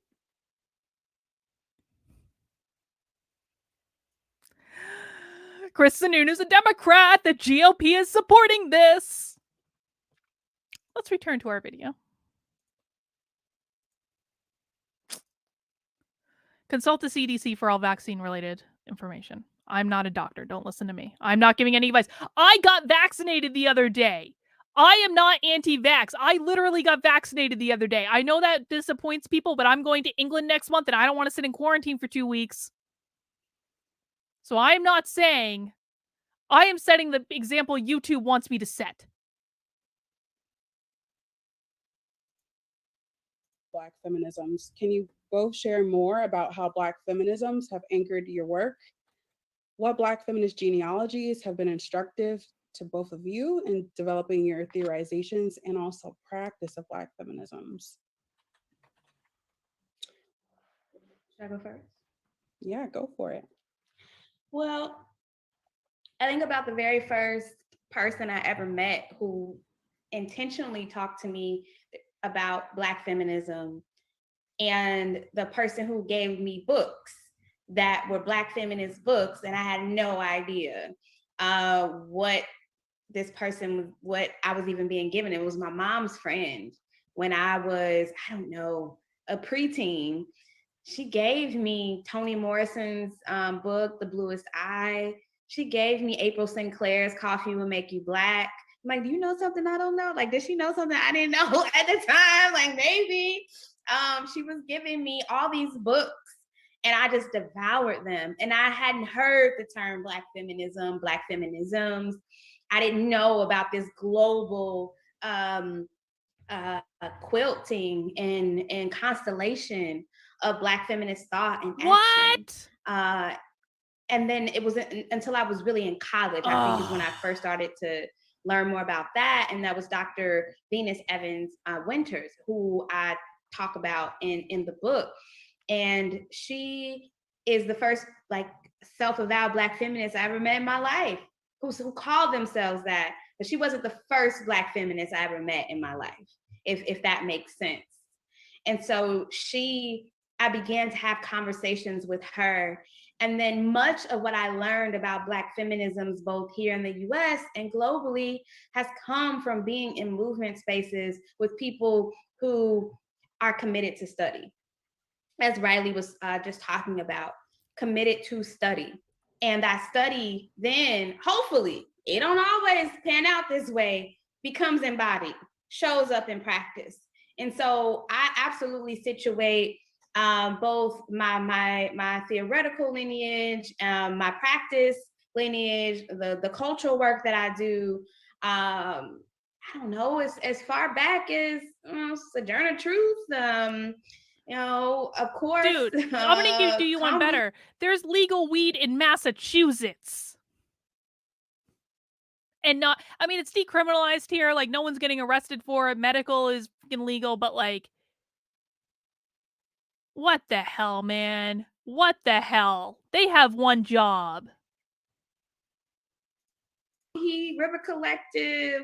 And even when I actually read her work, her interviews, read her thoughts and read about Marsha P. Johnson, the Black feminism of that one could associate with Marsha P. Johnson is one that does not fit neat buckets or neat structure. But just as a reminder, if you believe that what these people are saying is word salad, you can fill the chat with salad emojis. You can do the normal salad emoji, or channel members get access to a special premium salad emoji, because I don't like the normal salad emoji. So I went and got a premium salad emoji that I like a lot better. But if you want to fill the chat with salad emojis every single time that these people are doing nothing more than word salad that means nothing, you go right ahead. It is your life. It is your freedom to put salad emojis in the chat. One that is absolutely pay this shit no mind Black feminism. Like she didn't have time for a politic that was not one of urgency. And so that's what I think about how I'm situated. And I also think about people like Dr. Maya Angelou. And while many people know her for her poetry, she was an amazing cook. She was also a filmmaker. I think about Black feminist cultural work and how, for me, I'm like, I'm not the first person to think about being an organizer, an intellectual, a scholar, a filmmaker, a writer, a farmer, all these things. I'm not the first. And so it's so big, it's so much bigger than me. And that's exciting to me. And that's the kind of what do I want, constellation that I want to be a part of.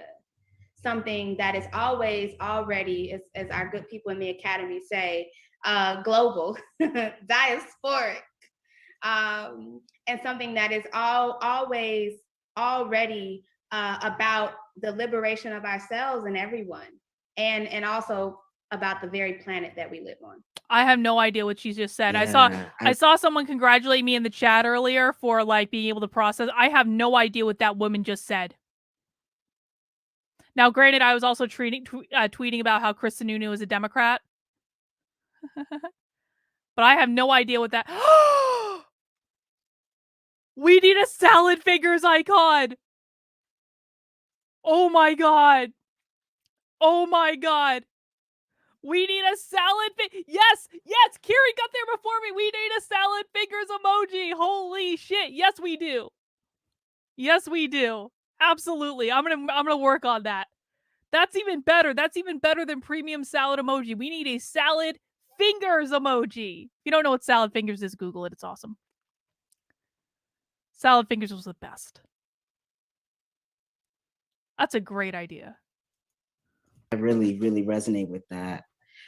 I was thinking about and in reflecting on what Charlene was offering, that like political work and scholarship are all necessarily citational. And the work of citations is both to show how one arrives at a place, but also to invite others, invite those that you want to talk to. And so, I love the way you frame the question, Ebony, around, what's been instructed to the theorization and practice, because in many ways I have both learned and continue to learn, but also have been given many lives in Black feminism. And it makes me think a little bit about another book from Toni Morrison in Beloved and the phrase "friends of my mind," which refers to, or as the character is describing it, ends with this idea that friends of one's mind gather you. And I always think about that, like that resonance of what does it mean to get gathered, to be gathered, which is to be held, but also to be held accountable, And so I was thinking, like, if I were to name out, there are so many names, including Sojourner Truth and Kambahi, that I also feel deeply shaped by. But I was also thinking about the ways I've been shaped by the Audre Lorde Project, and by the Sylvia Rivera Project, and by the Scholars for Social Justice, and by BYP 100, and by the kind of places of gathering of minds who are also organizers, who are also creative people, that I have learned deeply from. But I'm also thinking about the kind of, in terms of the work, like, it's just all about their lived experience. Like, dude, no one knows what your lived experience is. So when you come on a seminar where you're supposed to be teaching other people and you say things like, I just need to think about how I have been shaped by such and such and such and such and such and such and such, like, it doesn't mean anything to other people. Hang on. The screen's gonna flicker for a second because I have to fix something, but I'll be right back. Hang on. Okay. Sometimes my computer likes to put my toolbar on the other screen, and I don't like it, and I have to do it. I have to fix it when they do it. Okay. Alexandra Martin says, cheers, Dr. K. Keep up the good work. Your strength and endurance are my inspiration. I hope everyone has mounted that like button. Thank you, Alexandra. Guys, if you have mounted that like button and you are a channel member, you can put the mounting emoji in the chat, which is a heart, but with little devil horns, because it's just like a little bit, just a little bit naughty, just a little bit. And please make sure you like and subscribe. And guys, please make sure you join Locals as well. Even if you just sign up for a free membership, it'll get you on my email list. I'm going to be sending out information about the Unwoke Army once we kind of like, get just a slightly bit more organized. So the best way to do it is to go to kb.locals.com to sign up for a free account. Just get into the community. You don't have to pay for anything if you don't want to. That's fine. But please make sure you're signed up. Certainly, I am deeply inspired by the insights of Hortense Spillers and the community of scholars who work to grapple with that work. Saidia Hartman and the community of scholars who sit with that tradition. Joy James, Denise Ferrer de Silva, Alexis Pauline Gumbs, Harriet Jacobs, Savannah Shange. Doesn't mean anything. I've been moving with and salad.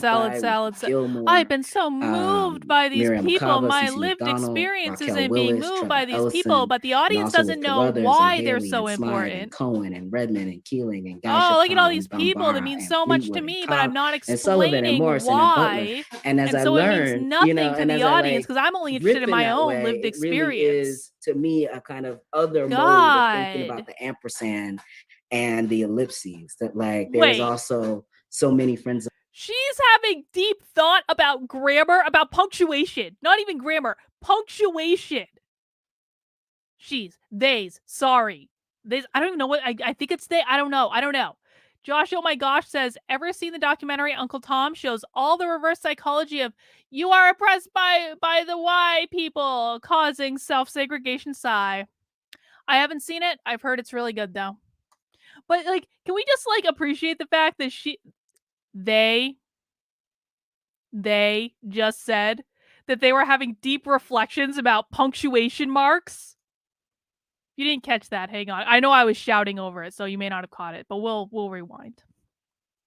And as I learned, and as I like riff in that way, it really is to me a kind of other mode of thinking about the ampersand and the ellipses, that like there is also so many friends of my mind that I feel like so grateful to be gathered by.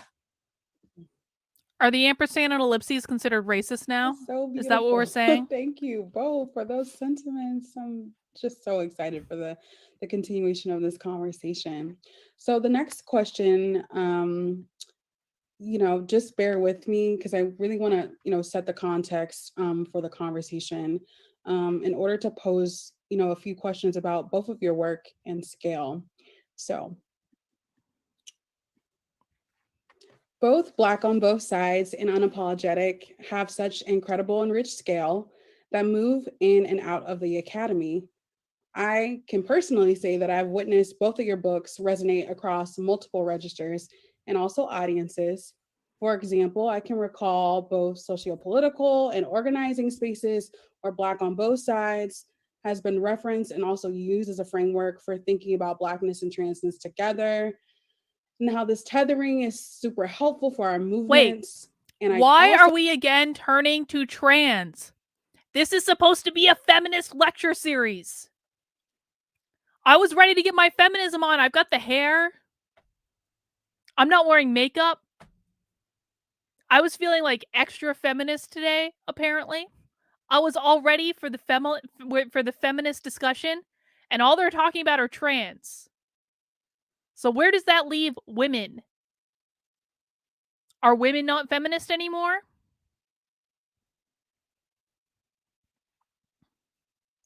Also can recall several classes, including a feminist inquiry course and a Black feminist theory course, where Unapologetic has been on the syllabus, where we discuss the rigorous possibilities enriched by a Black queer feminist lens. I'm also thinking about the Black Feminist Future Organization as a way to think about both of your work together and both of y'all's involvement. Charlene, you specifically were involved with the Some of Us Are Brave Black Feminist Organizing School for Organizers program, which teaches and trains Black organizers and activists in key concepts, terminology, ideologies, and skills in Black feminist theory and practice in 2019. And of course, amidst your 15 plus years of organizing experience, and then Riley, your involvement in the Canon Theorizing and Resisting in Black Feminism's initiative, which is Black Feminist Futures Advanced Offering in the Black Feminist Schools program alongside Cydia Hartman and Joy James, which I'm also happy to share that I will be a participant in this year. So all that to share, both of your work has a felt presence across multiple registers.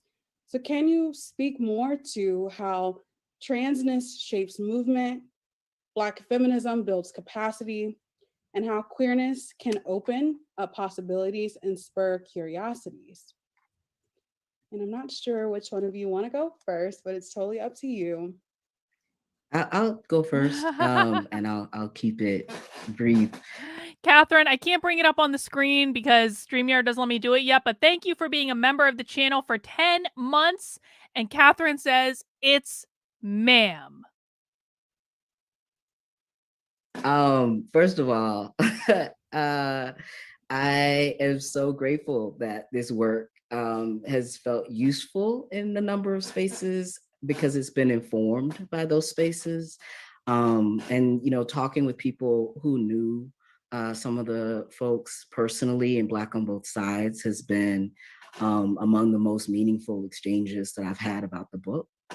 And, I also want to note that I think it's so fitting that like Charlene was in an earlier iteration of this thing that is ahead of me, because I think it also speaks to something about like the sensibilities that Black feminism, sensibilities, practices, and perhaps like productive ways of disorienting time that like Black feminisms offer, which is to say that like, if I'm going under the rubric of canon to kind of talk through a little bit about like racialized gender and transness, it is also deeply about, and to me, I understand it as an extension of a series of conversations that have been going on around Black feminist and queer organizing and practice. And you know, even in thinking about transness and movement, I feel compelled to say that like it feels like we're naming something twice, in so much as, you know, we're talking about transness, which is often thought of as a kind of bridge, a kind of moving across. And so I think one of the ways that I'll just kind of leave as a note there in sitting with what are the various kinds of relationships between transness and movement is that in some ways it also opens us up to thinking about all the kinds of movements that take place, even in things like stillness. You know, it kind of allows us to look more.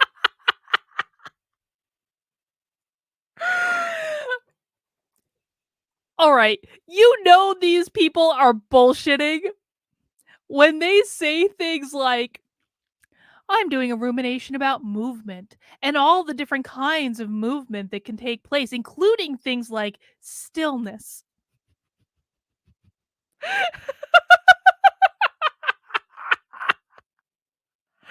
going to write a dissertation about how stillness is actually movement. Let's just listen to that again. Yes, Adrian, you heard it right. There is movement in stillness. That is correct. Let's rewind. I think one of the ways that I'll just kind of leave as a note like, there in sitting with what are the various kinds of relationships between transness and movement is that in some ways it also opens us up to thinking about all the kinds of movements that take place, even in things like stillness.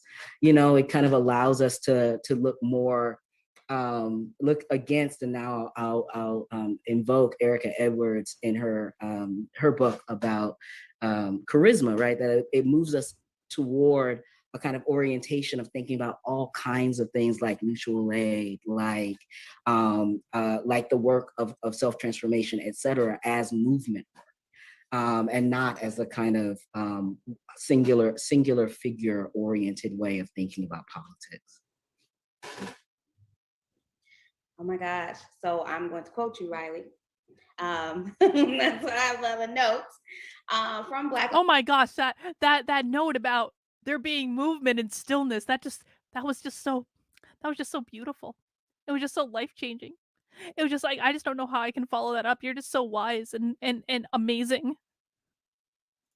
On both sides about transness and movement. To continue, it actually continues on with where you started us on with this question. And you said that trans is more about a movement with no clear origin and no point of arrival. And Blackness signifies upon an enveloping environment and condition of possibility. And for me, that I mean, this is just on page 2 of the book.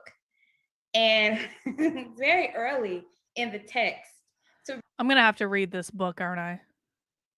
I really don't want to. I don't want to read this book.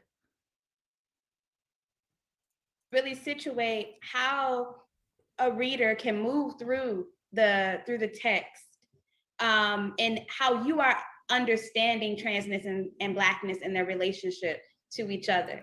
And some even saying relationship to each other. Being trans and Black is related now?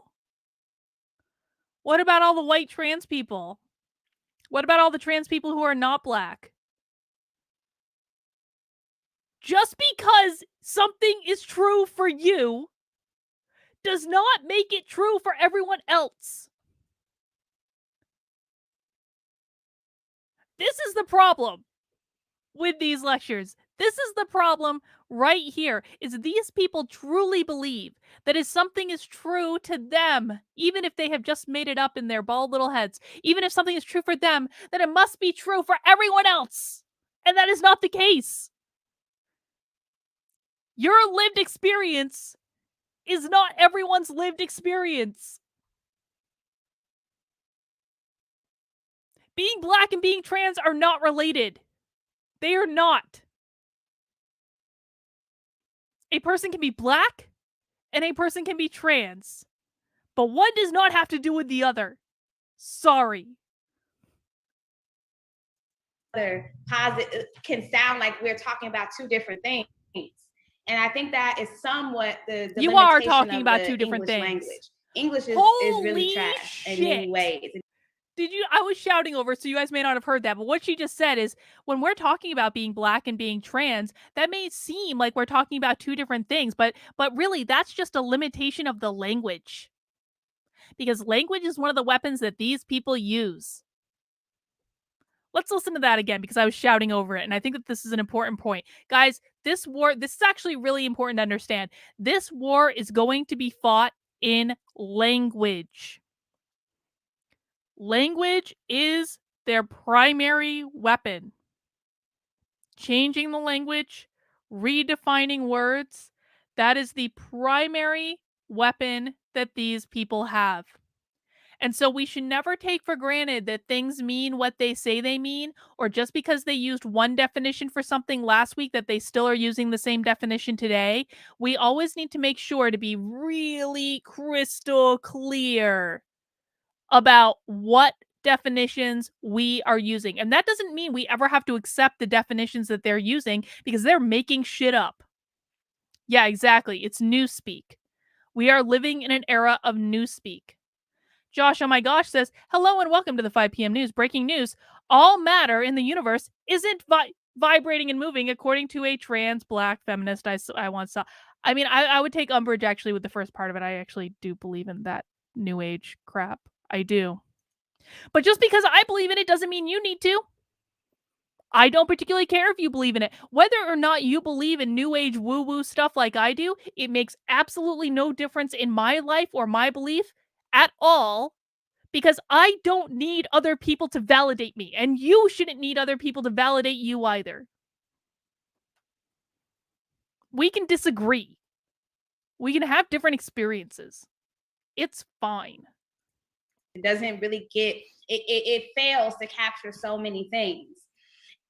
And thinking about transness as movement and blackness as a condition of possibility and enveloping environment, you could have chose different words, of course, to talk about both transness and blackness. To me, those things are inherently connected to queerness and how I understand blackness as queerness. And one could further, and people are doing lots of great thinking about blackness as transness as blackness. And I don't think that we should get liberal with it and act like they're not trans people and black trans people within these histories. And how might we, while keeping in mind and valuing and prioritizing perhaps people, how do we also situate ideas in the way that we are thinking about the ways that people move about in the world and how the world is constructed and impacts these people's very lives?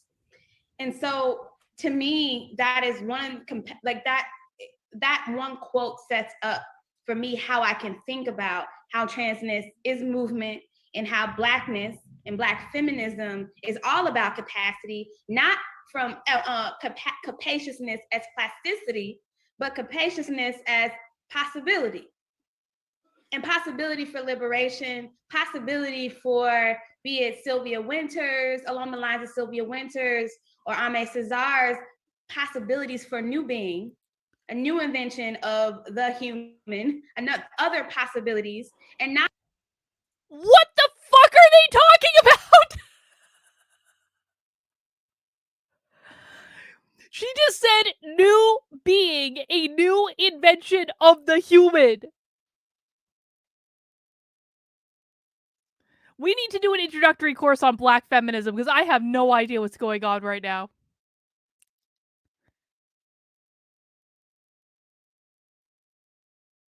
A new type of human being?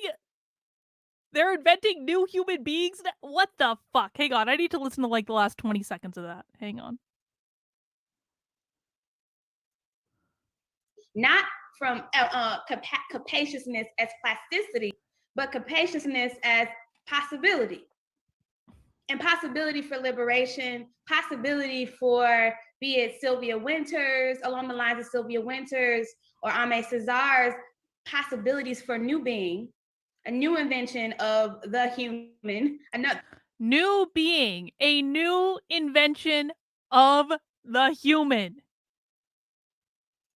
Other possibilities, and not just otherwise worlds 50 years from now, but abolition now, transformation now, liberation now.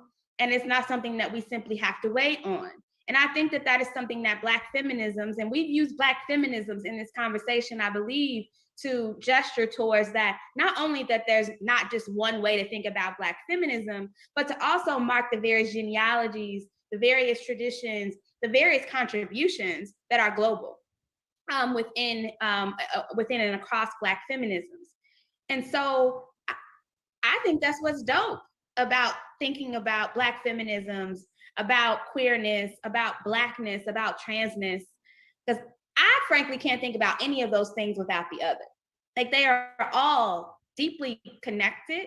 And if I were only moving through systems of knowledge and understandings of being that are rooted within Western thought, that is white supremacist, that is patriarchal, that is capitalist, and all of those things. Capitalism!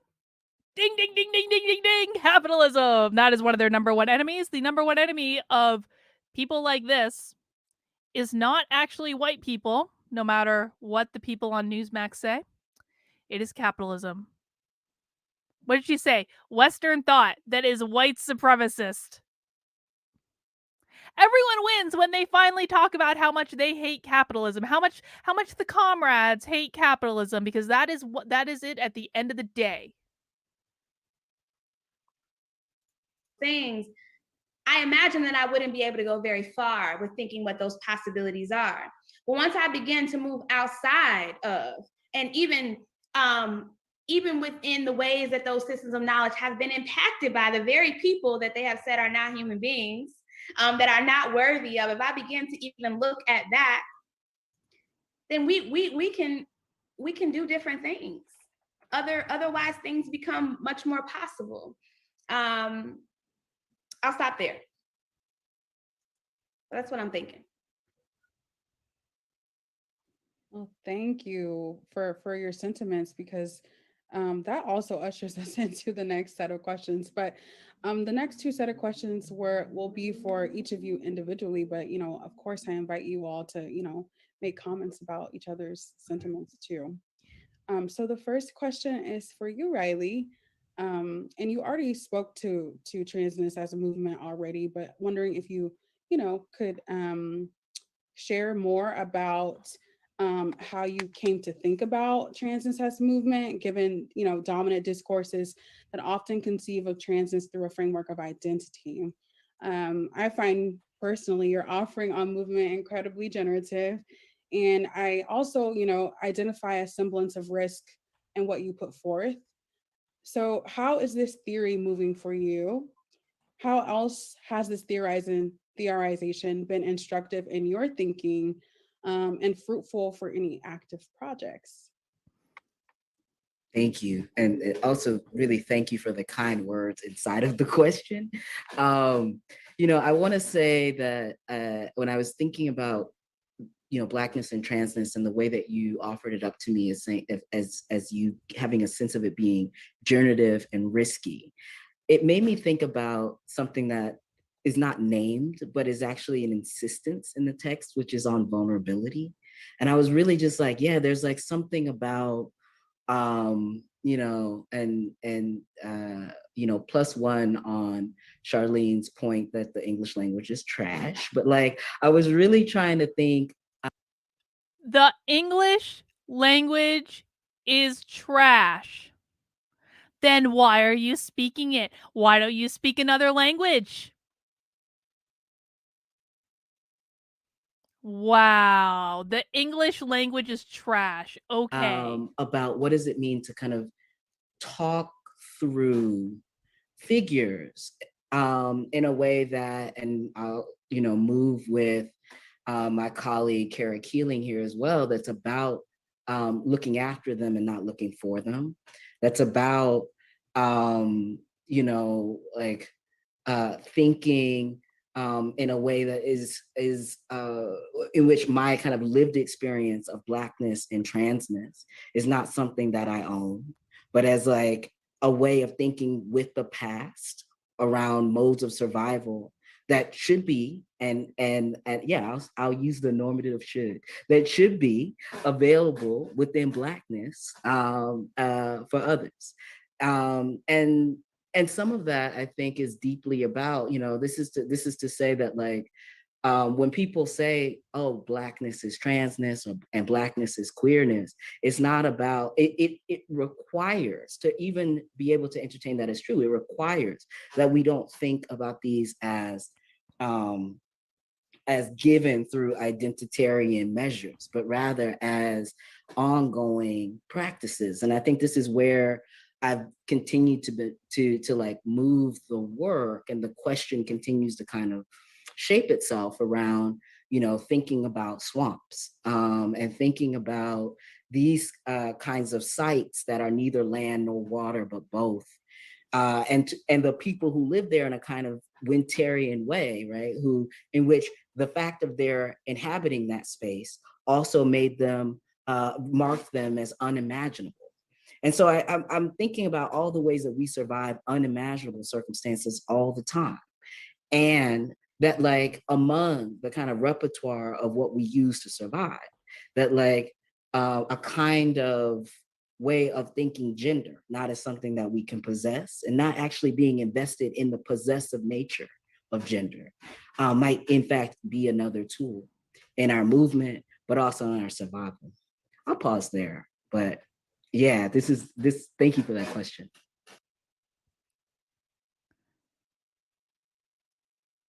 Thank you for that answer.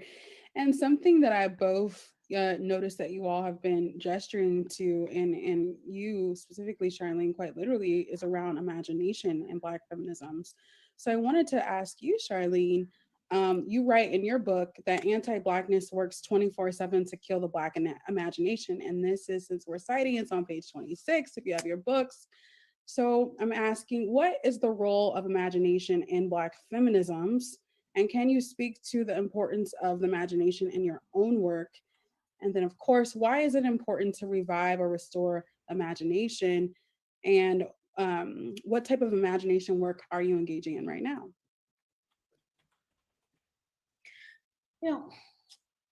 There are things that I wrote years ago that I'm like, oh, I'm thinking about this a little differently now. And it's not that I don't think imagination is something for us to that matters.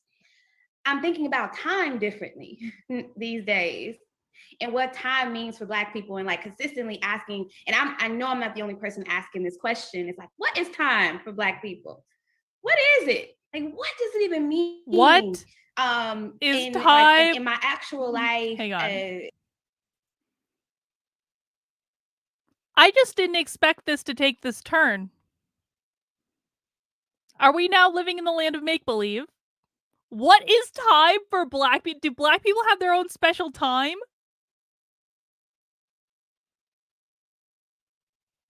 This is where the idea that telling time is racist comes from. This right here. I'm going to write this down. Minute 53.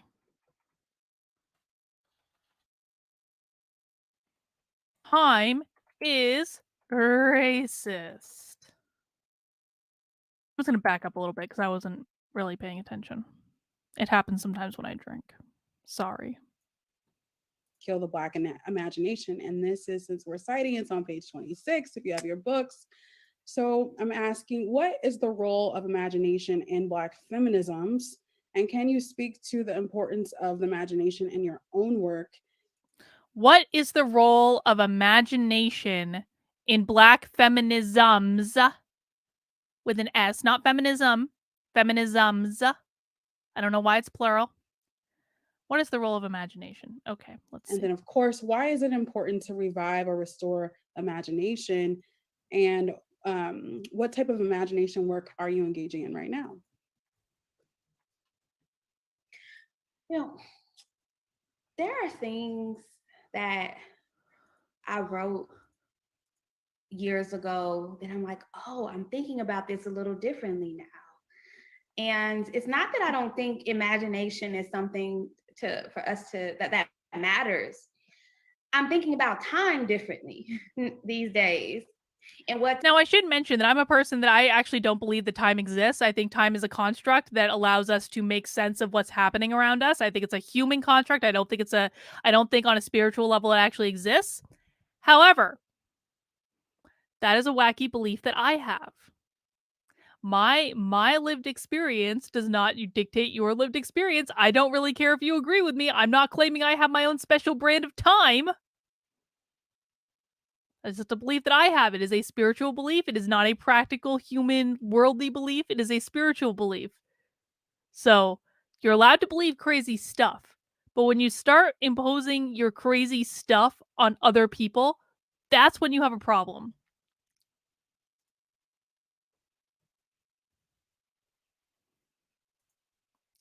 Dude, Einstein believed in bending time and the arc of time. How do you think he did that if time existed? Einstein would agree with me. Sorry. Einstein very much would have agreed with me. The schools of mystery in Egypt taught this too. Sorry.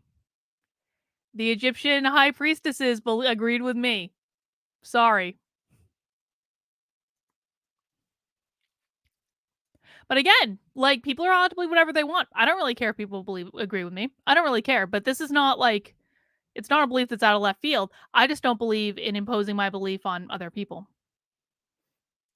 Time means for Black people, and like consistently asking, and I know I'm not the only person. And I definitely don't think that people have a different brand of time based on their race. That's stupid. Fantasy Island 2.0, the land of make-believe. Thank you, Nick H. Asking this question, it's like, what is time for Black people? What is it? Like, what does it even mean? In my actual life, in my intellectual life, how am I related to what has happened, what is happening, and what will happen? And is that even a way to think about life? And the reason why that to me is connected with imagination is because oftentimes, and I think the way that I talk about imagination and unapologetic, it gestures towards something that is otherwise, something that is not yet here. And I don't think that's the only way to think about things, nor do I think that's the most productive way to think about imagination. For me, I get curious about I want to know more about imagination in spiritual spaces. I want to know more about imagination as it relates to the past.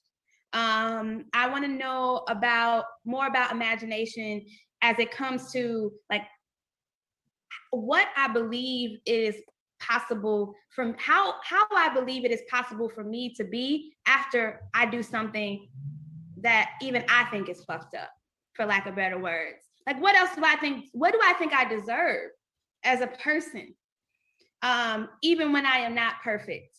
And what do I think that other people deserve, even when they are not perfect? Imagination is necessary for anyone, in my view, who works towards and believes in a transformed world. And by world, I mean both physical world and like the social world, the political world around us. Political means activism. That we are a part of. And so anti-Blackness, as I understood it then, when I'm writing about this, I guess in 2017, that was like probably in 2017 when I wrote that, I'm thinking about the systemic ways that Black people experience violence, suffering, and criminalization across the globe. And to even just say it works 24/7 is limiting, because it ain't just like every hour of the day and every day of the week. It's literally like it's a different time period to interrogate here. And also it's like, how many generations ahead am I thinking about this imagination that must be not just revived? Because I don't believe in a recuperative politic. I actually don't believe that I need to go back to recuperate, because everything in the past wasn't good. I don't want all of that. That's not what I'm interested in. It's not what I'm invested in. And how am I thinking about where I am now and where future generations down the line? And so I think I would write that differently, Ebony, if I were to write that chapter again. Not just given what I've learned as a student in this past year, but also given what I've learned as a person, as Riley, you know, in this pandemic. What is time? Like, I don't even know what happened in 2020. I can't even tell you, like, I can't tell you what it felt like. Was it a year? Was it 2 years? I don't know. In some ways, it feels like stuff just disappeared, like it didn't happen. And it seems like so many things happen at the same time. And so I think that restoration and revival are not what I'm interested in getting at. I am interested in generation, like generative things. I'm interested in what we are going to create and what we're going. So, you know, what gives me hope is that we have our intellectuals who are always intellectualizing on like the the unwoke side. They have their intellectuals who would just sit around all day intellectualizing as well. These people aren't doing anything. Well, no, that's actually, I take that back. I take that back. They are doing something. You want to know why? They're teaching. They're shaping young minds. They're passing on this nonsense to the next generation. So I take that back. These two people are actually doing one of the most important things in terms of winning the culture. They're teaching. Going to reflect upon. Our intellectuals aren't teaching people who don't already agree with them. For the most part. Not universally, but for the most part. So that we can create what it is that we want to be inside of and what we want to build.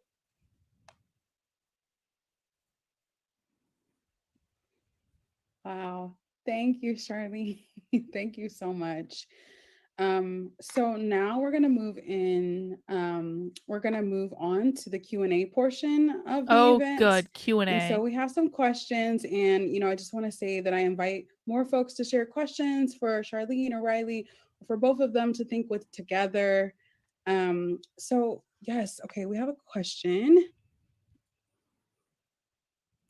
Okay.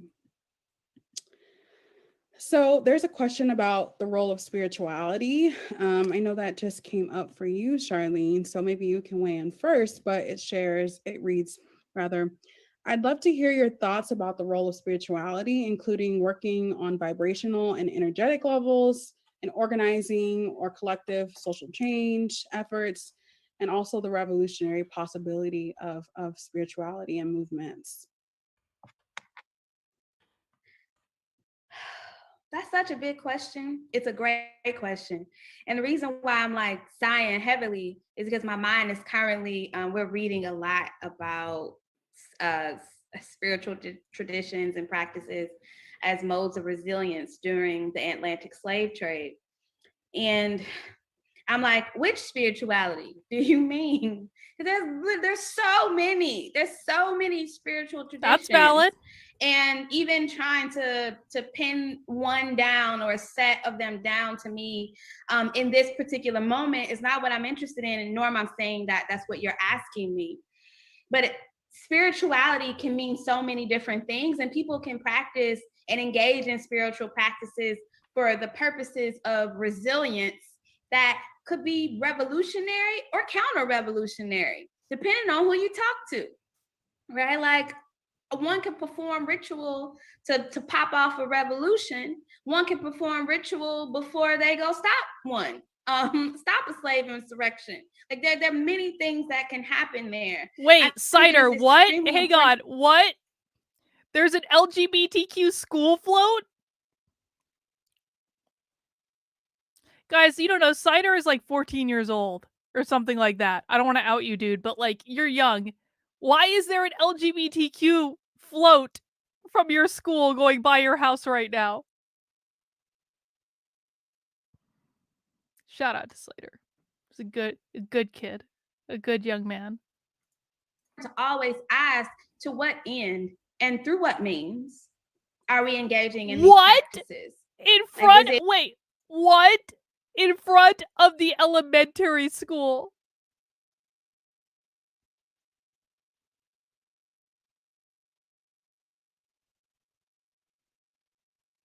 It used to be acceptable for gay people to come out of the closet when they were damn well ready to. I've been using this example a lot lately, so some of you may have heard it. Pete Buttigieg didn't come out of the closet till he was like 30. And now people are being forced to an elementary school. That's not okay.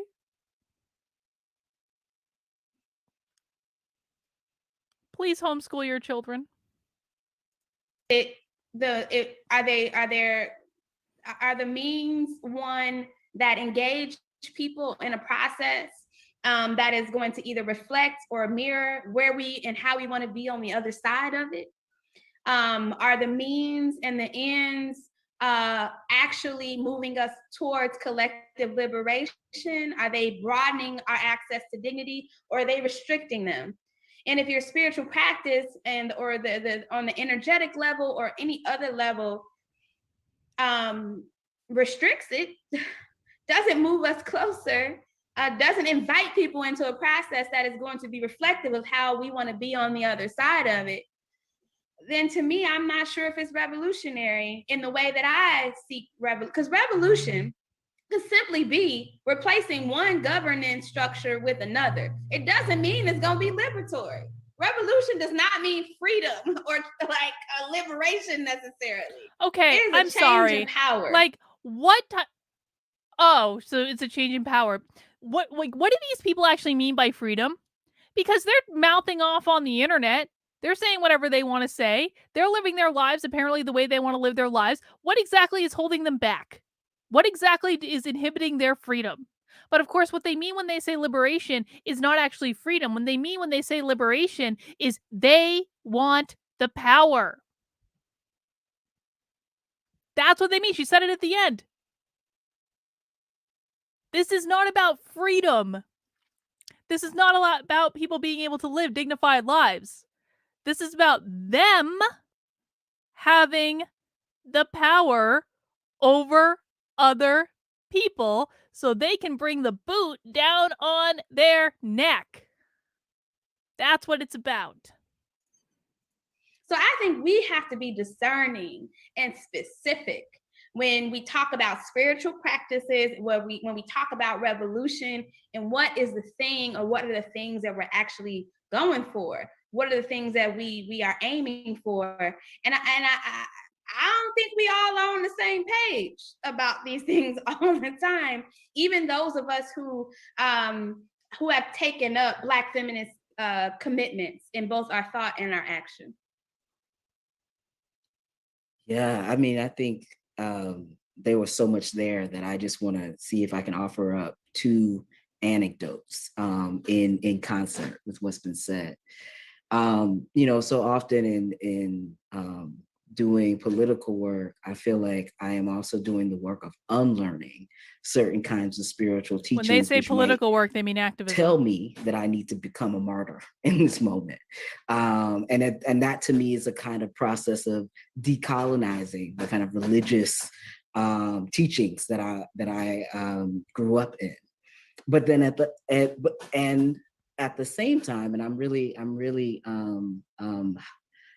struck by and want to lift up the idea of ritual as a tool, and not necessarily, and therefore can be a tool for many different ends.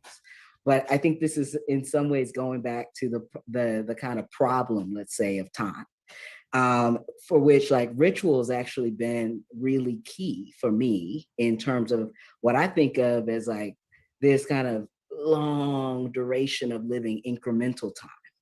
And so it's like, I think there's so many aspects of moving throughout the week and the day that feel like, oh, let me just get through.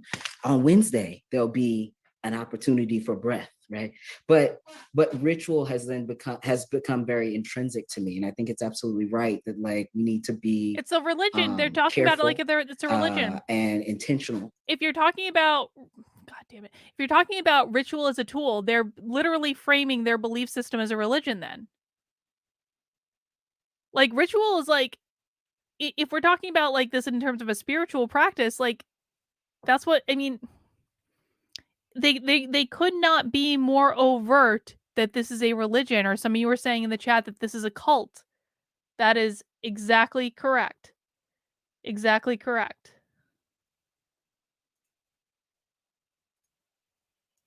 Around what those practices are. And maybe we can, like, I feel like what you were offering in your last comment, Charlene, to the question that was directed towards you about time, I'm like, we should maybe like spit about that a little bit more. I'm still buzzing on the question of time, but I also want to honor that there have been questions raised in the audience. But I'm just saying, there's a lot about the time that we're in, which is also, you know, in many ways, multiple times at once, that I think reflect on, or that I'm hearing now, the kind of iterations of the conversation we're having now. Absolutely. Well, actually, we have some questions about time and temporality. So maybe you have, maybe this is an opportunity to share more of your thoughts, Riley. So Jordan says, thank you all for such beautiful offerings. And this is again specifically directed to you, Riley, but also like Charlene, if you have sentiments, please feel free to weigh in. How you've written on the co-terminality of Blackness and transness. I was wondering how your work on transness functions as a critique of time and historical temporality. All right, before we get into the Q&A, we have what, about half an hour left of this chat. We'll see how long that actually takes in terms of streaming time. I've only had one beer so far, but I'm getting pretty close.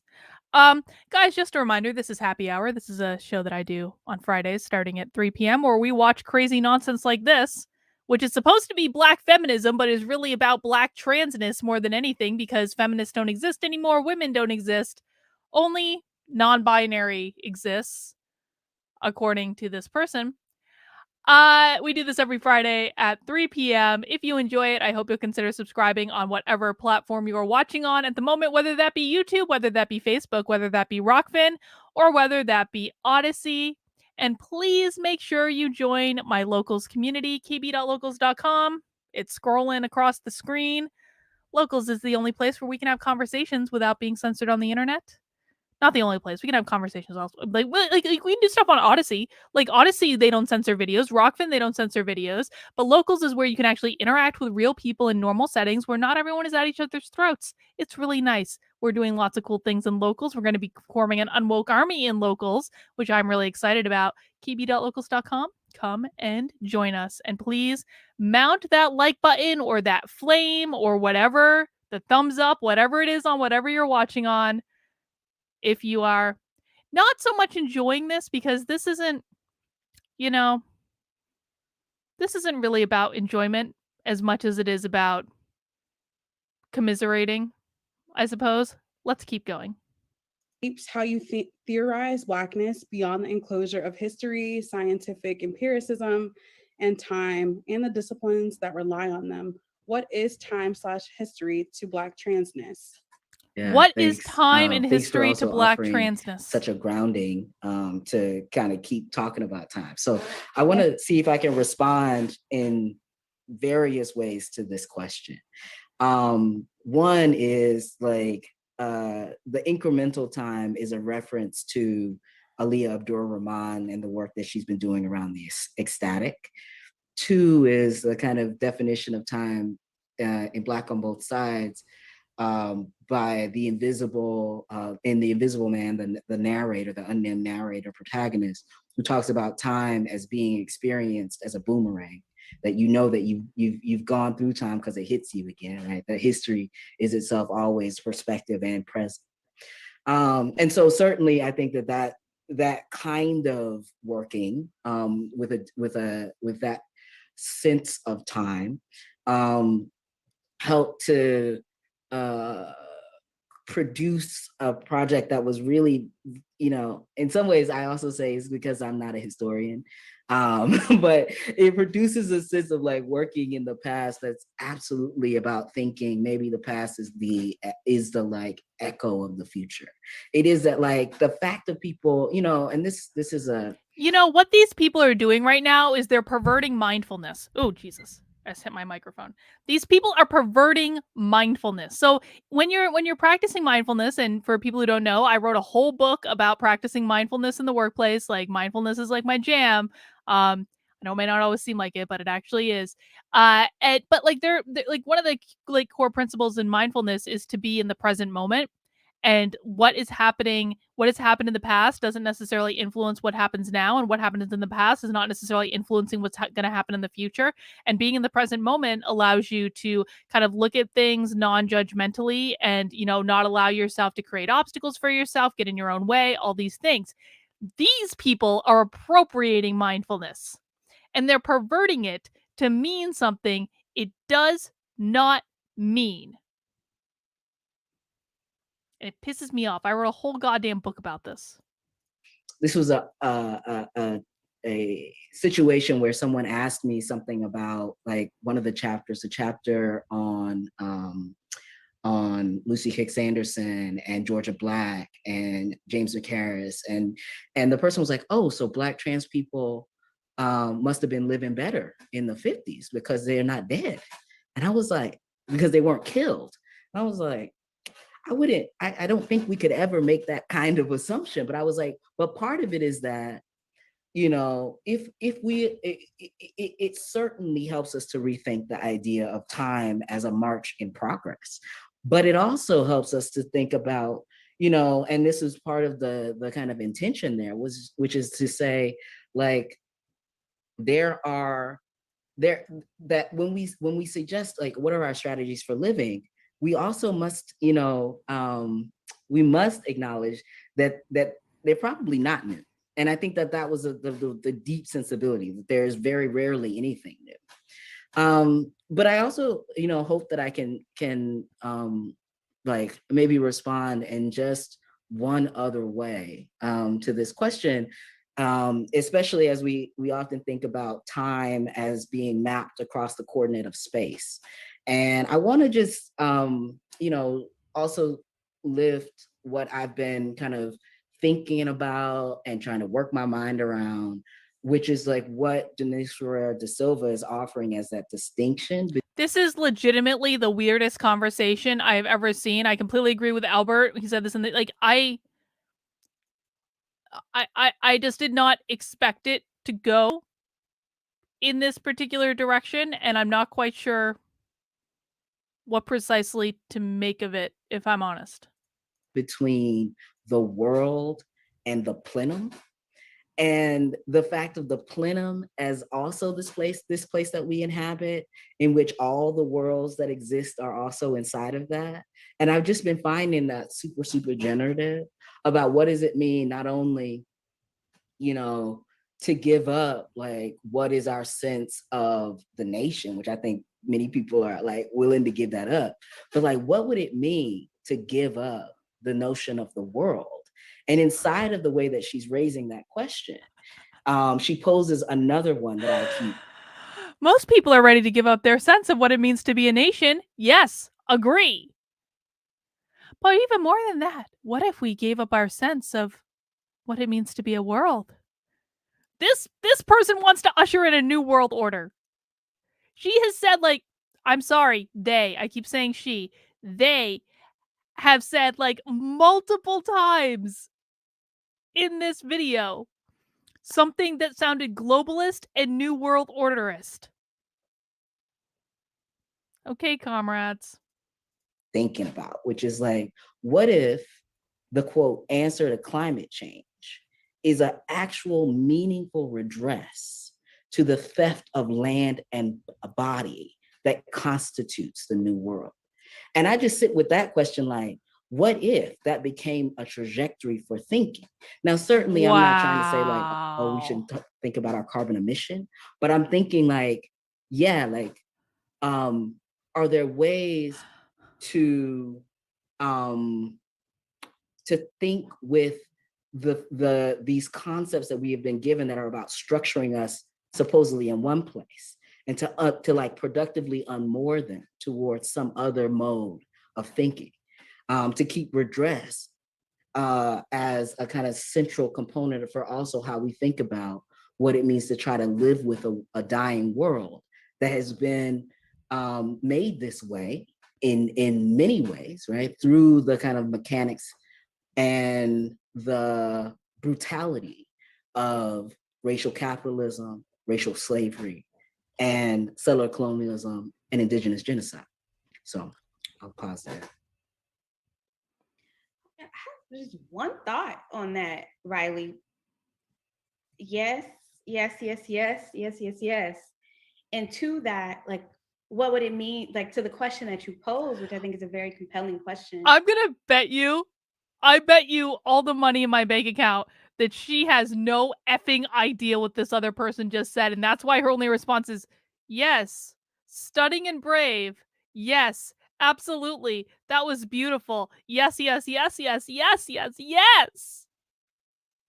no idea what she just said. Continuing, they just said, God I see damn what it. Essay shared about De Silva's work there about the end of the world, is where can we look to see where that question has been answered or is being answered already? Like, what to someone, to the people whose worlds have already ended? That's it. You know, the world that they thought would end. I was talking to a friend whose two of her family members, young people, were recently sentenced to a couple decades in prison. Very young, much younger than me. And she said, I felt like my world and their world just ended in that moment, as soon as the sentence was given. And if we can speak, you know, about the world's ending in a non-material way, you know, in this, like, in this conversation, and we could think, to me, I necessarily think about people's whose worlds have already ended. Like, for them, everything that they have known is gone and they are entering into somewhere else, where the various freedoms that they once had, like choosing when to turn the light off, when to go to bed. Wait. The various freedoms that they once had, like choosing when to turn the light off or choosing when to go to bed. Okay, well, she's talking about prison. I mean, you can what the hell? God damn it. She's talking about someone in prison. Okay, I have to reframe no longer have. I really thought for a second that she was arguing that black people, or that black trans whatever the hell, like, couldn't turn off the light when they wanted to, but she's talking about being in prison. So it's a little bit different. And what can we learn from them? What can we learn from people who have served and are serving long-term sentences in prisons? What can we learn, like, as don't commit crimes? People, us, who have taken up abolitionist politics, practices, doing the intellectual work, all that good stuff. Listen. I have a friend that went to prison for a really long time for a crime that he didn't commit. And so I'm not going to suggest that, like, not committing crimes is, like, you know, the only is like a surefire way not to go to prison, because you can go to prison when you didn't commit a crime. However, most people that are in prison actually did commit crimes. And so if you don't commit crime, whether you agree with the law or not, you have a pretty good sporting chance of not going to prison.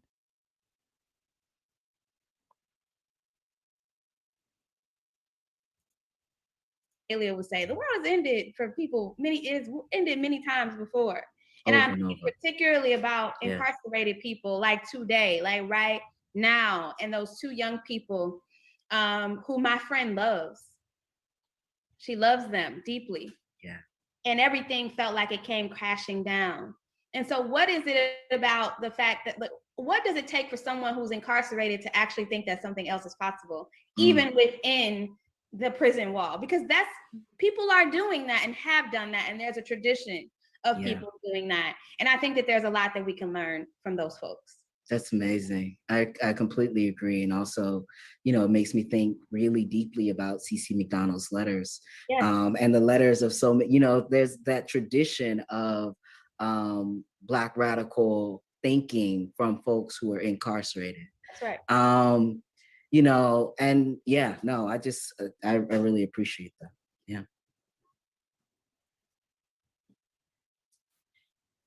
Yeah, I also really appreciate that. Thank you both. That was really generative for my own thinking, and so I'm just grateful to you both. So we have a lot of questions. I'll try to get to as many of them as I can, but of course we're coming up against the end of the event. So we have a question that reads, how do you both reconcile with the fluidity of Black feminist thought and politic, which is not always radical or queer or inclusive? I don't know if you have immediate thoughts on that, Riley. I'm like, that's politics. Politics are inherently antagonistic and going to be full of contradictions. I don't think there's anything special about Black feminist thought and politics that gives to say that it is always going to be about collective liberation, or always going to be about people who are queer identified, or now I don't know, Camille, how you understand queer inclusive, but that can mean so many different things, and even radical can mean so many different things. But I think if you're going to engage in Black feminist thought and political action, I think there has to be a high level of acceptance that there are going to be contradictions. And there's going to be conflict, like legit conflict and disagreements.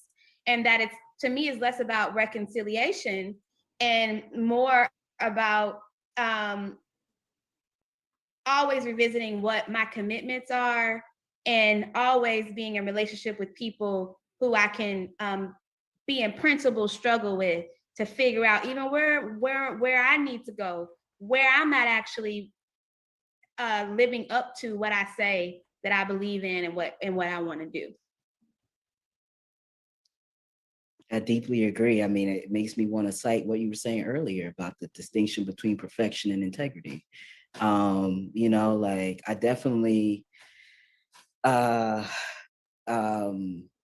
see that there are multiple forms of Black feminisms, and as intellectual experiments, let's say, there are tools that are intended as one thing that can be transformed to do other things, which includes something like queer antagonist supposedly work that can be rethought and reimagined. I mean, I so often I experience my sense of belonging in Black feminisms precisely because as they held on to and meaningfully live into the category of woman, they also opened up the space for thinking about the multiplication of gender that exists within that nomenclature, Black womanhood. And so, I mean, I'm like, the inside of that is transness. Now, whether or not people are like, yes, I understand myself as trans because I'm a Black woman, is like a different thing. But what I'm saying is that it was my route into, and I'm very grateful to that. Absolutely. Yeah. Thank you both. So our next question reads, thank you both for your work and joining us today. And this is from Jamie. We are living through times where images of anti-Black brutality appear constantly on our televisions, phones, and computers. This is directed to you, Riley, this specific point. In Riley's remarks, discuss the idea that grievability implies value. What does it look like? Hang on. We have a super chat from Emily Atwood. Thank you, Emily. These people are confusing. Maybe they would like us all to be like the Cybermen from Doctor Who. Fun fact, I've never actually watched Doctor Who. So I don't know what that reference is. I tried. I think I watched like one episode and it didn't take.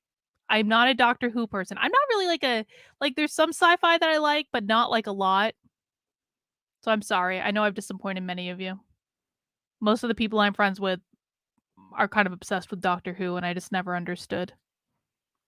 Never did. For us to pursue Black feminist and Black queer activist work in ways that affirm the value of all Black people who face anti-Black brutality. What does it look like for Black activism to proceed from a non-binary starting point? And of course, we welcome both your sentiments on this question.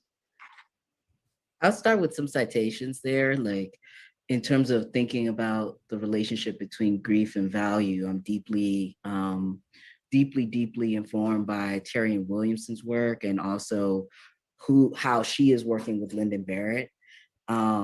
And so, the fact of value as being a concept derived from violence is something that I think is part of how one connects something like the grievability, which is like the legibility of a body, in a legibility of a person to be grieved around.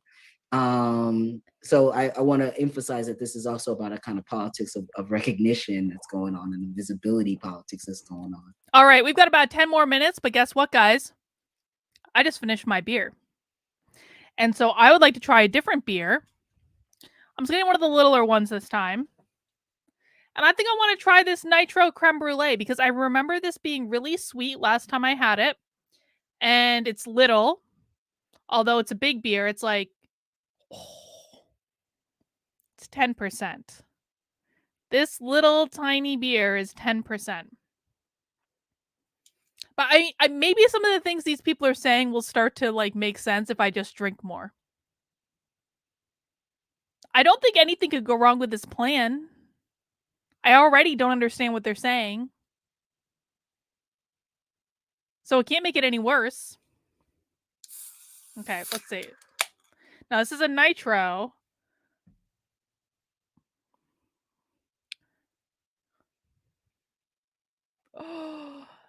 Nitro beers are going to be creamier. They're going to be more full-bodied. Look at that. So pretty.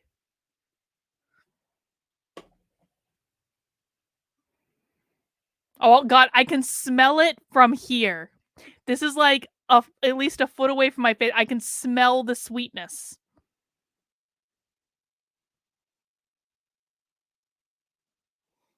Oh, God. It smells like sugar.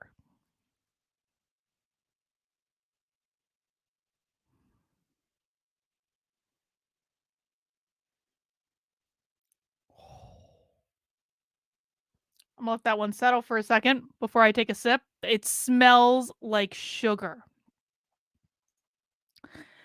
Muhammad said, Cybermen are noted for their strong logical reasoning ability, so I'm afraid that root is excluded for these brave, pioneering Womixen. All right, let's give the beer a try. This is Southern Tier Creme Brulee. Cheers, everyone. Happy Friday. We made it.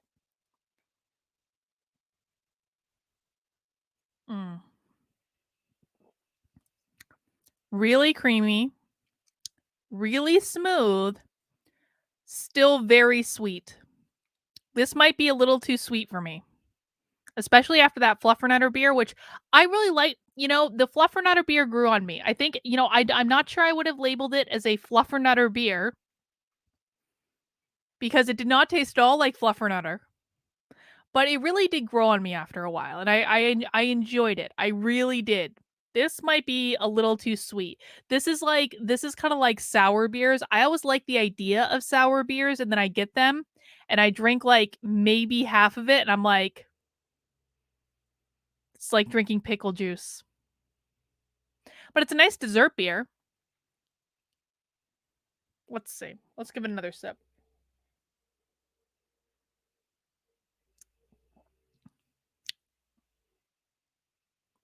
This might be too sweet for me. I'm going to go with it for the moment because we only have we don't have that long left, but might be too sweet.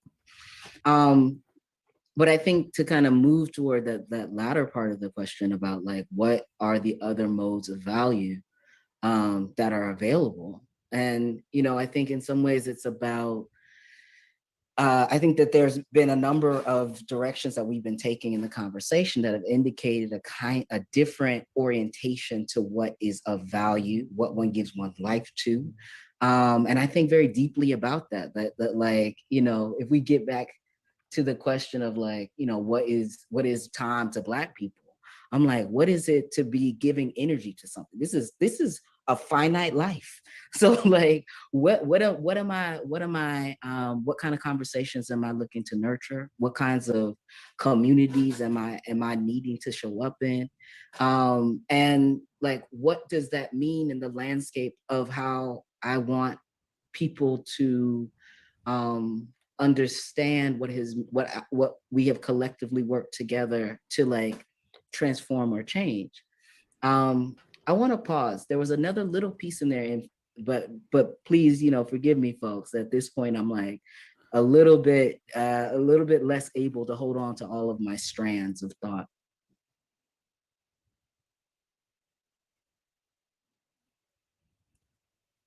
Yeah, I can read this last portion. It reads, what does it look like for Black activism to proceed from a non-binary starting point? So I also start with the citation there, which is Tiffany Lathobo-King's Black Shoals. I think it's really important for us to continue to think with that book and to think with the naming of the Black Shoals as a non-binary place. What the fuck? But, you know, part of what I feel. Did she just say the name of a book was non-binary? And a kind of personal, philosophical, political orientation around non-binary.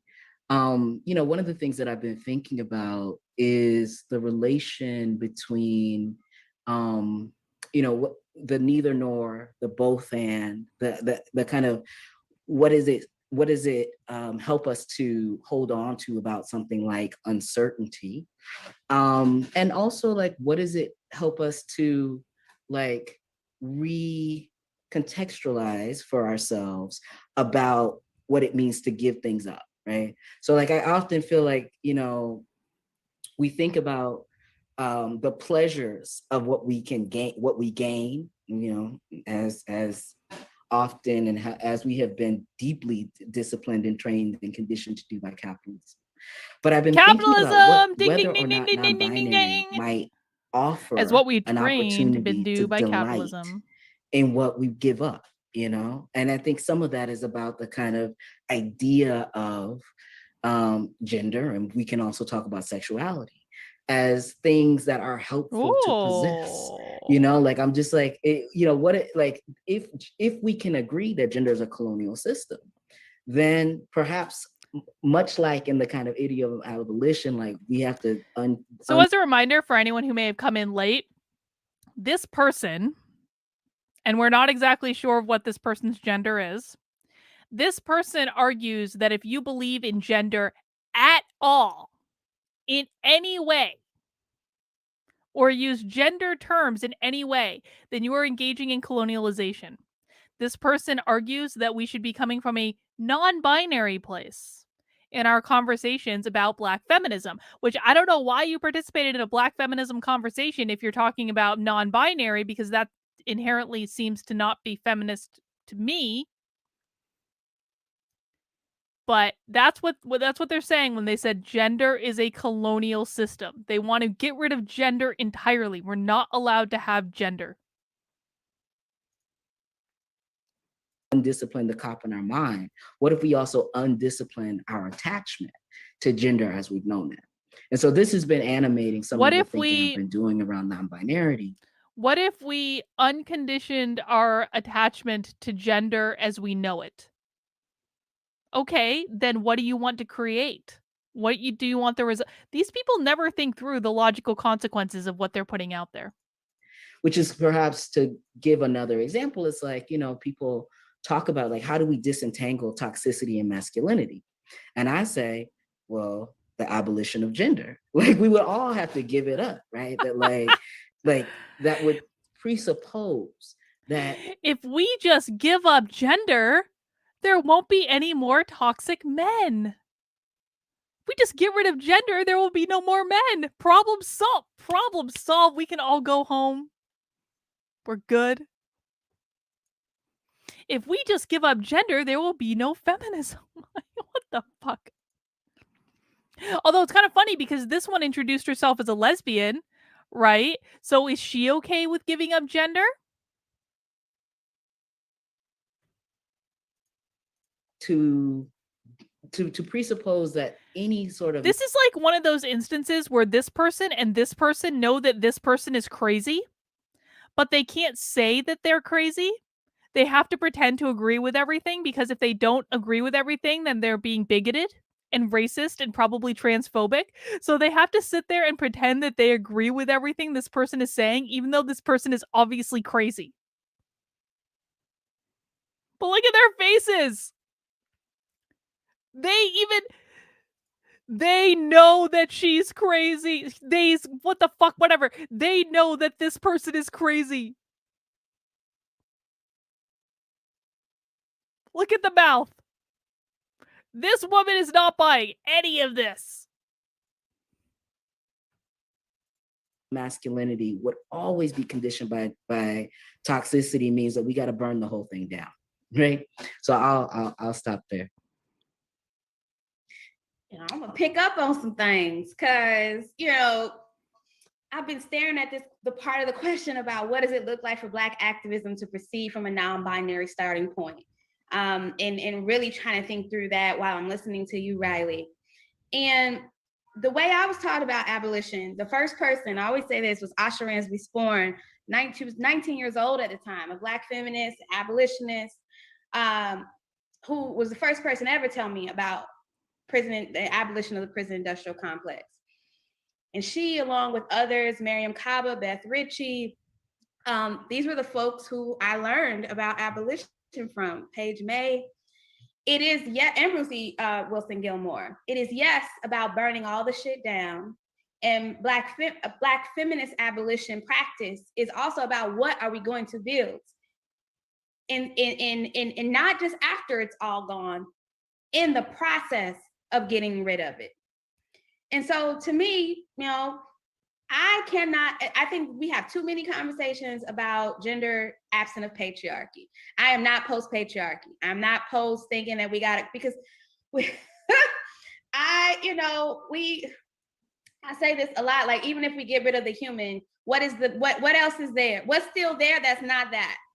I want to know. I'm not clear that there's enough thinking that has been done around what is on the other side of the abolition of gender, when we are not talking about the abolition of patriarchy. And this is not to say that you're not talking about this, Riley, but is my issue with gender, and you were very clear to say as it is, like as we know it. And I think we have to be disciplined in noting, like, as we know it, as it is. And not even to say that the pre-colonial constructions of gender or performance of gender are what we want either. I'm not saying that we just need to go back to what we had before. But in thinking about a non-binary starting point, I'm really curious about what is a start. How do we name that to also name what it is that we want? Because I get weird about, like, when people call me a non-man, like, what does that mean exactly? To name. I told you she was not having the get rid of all woman things. When people call me a non-man, what does that mean? Exactly. There is a word for that. It's called woman. To identify something as not something else. What is on the other side of it? What is there? And this is not, and this is definitely trafficking in the way that non-binary has been deployed as an identity. What else are we doing here? Is what I want to know. What are the politics that we are moving forward through this? If this is our starting point, where are we trying to go with it? I'm with it. Let's rock with it. And I think it's an opportunity for us to do more thinking and actual practice, because that is what abolition is. It's about, so we want to abolish gender. What is the practice that we are engaged in right now to create something on the other side of that. And I think that I want an answer to this. I want an answer to this. And what is the answer, Riley? I'm not satisfied quite yet. And I don't know how else to name it, Riley. Like I'm not like my professor Natasha Sharma is always talking about the there. Like, what is there? Where is the there? And maybe it's something that maybe there is no there, but it's something that I'm wrestling with, I guess, is what I'm saying, less than having an answer. Yeah. And I'm really curious, like, Jamie, about what you think about it. Like, if we're starting, like, what is it? Are we moving from an identitarian point of non-binary? Are you passing this as a political location? Are you talking about this as a way of being with each other? I want to know more about that so that I can be clear about how to move through it. Sure. I mean, I appreciate you, offering that you're grappling with it. Mm-hmm. And, I think, there are certain kinds of modes of embodiment that I think are not, that I work to disarticulate from positions or analytics, right? So like Black on Both Sides is about transness and trans people and trans, so that for me, like in thinking about non-binary, it's about beginning from a different place, or suggesting that we begin from a different place and see what unfolds in the manner of relation, in the matter of nurturing what it means to have children, in the matter of, so like, if I completely hear you that, when we're talking about abolishing gender, we're also, that's inside of a whole bunch of other systems that have to be abolished. But I think that part of what down on everything. I'm really just get rid of it all. Concerned by is the very way that normative gender gets inserted in to be a kind of stand-in for a set of in most instances, reformist claim makings that I'm just like, what if we kind of moved away from, and I'm thinking about just the kind of long history of, articulating one's even position as the human vis-a-vis gender.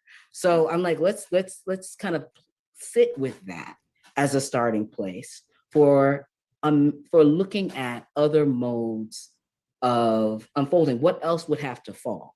And I think precisely what you're grappling with is what we're learning. Also she has no idea what that unfolding will look like. What else will have to fall from a non-binary space? And that could very well be everything. It could very well be everything that has to fall. And what really resonated me with what you said about like, what is it that we're holding on to? It makes me think about some of the most compelling pieces in Jennifer Nash's Black Feminism Reimagined, about what even when it's warranted, some of the defensiveness around certain conceptual framework of intersectionality, or be it even other things. It's like, what becomes possible on the other side of us letting things go? And things that were, and what does it even mean to own something in the first place? What does ownership do to us? To own and to not own something. So thank you for that.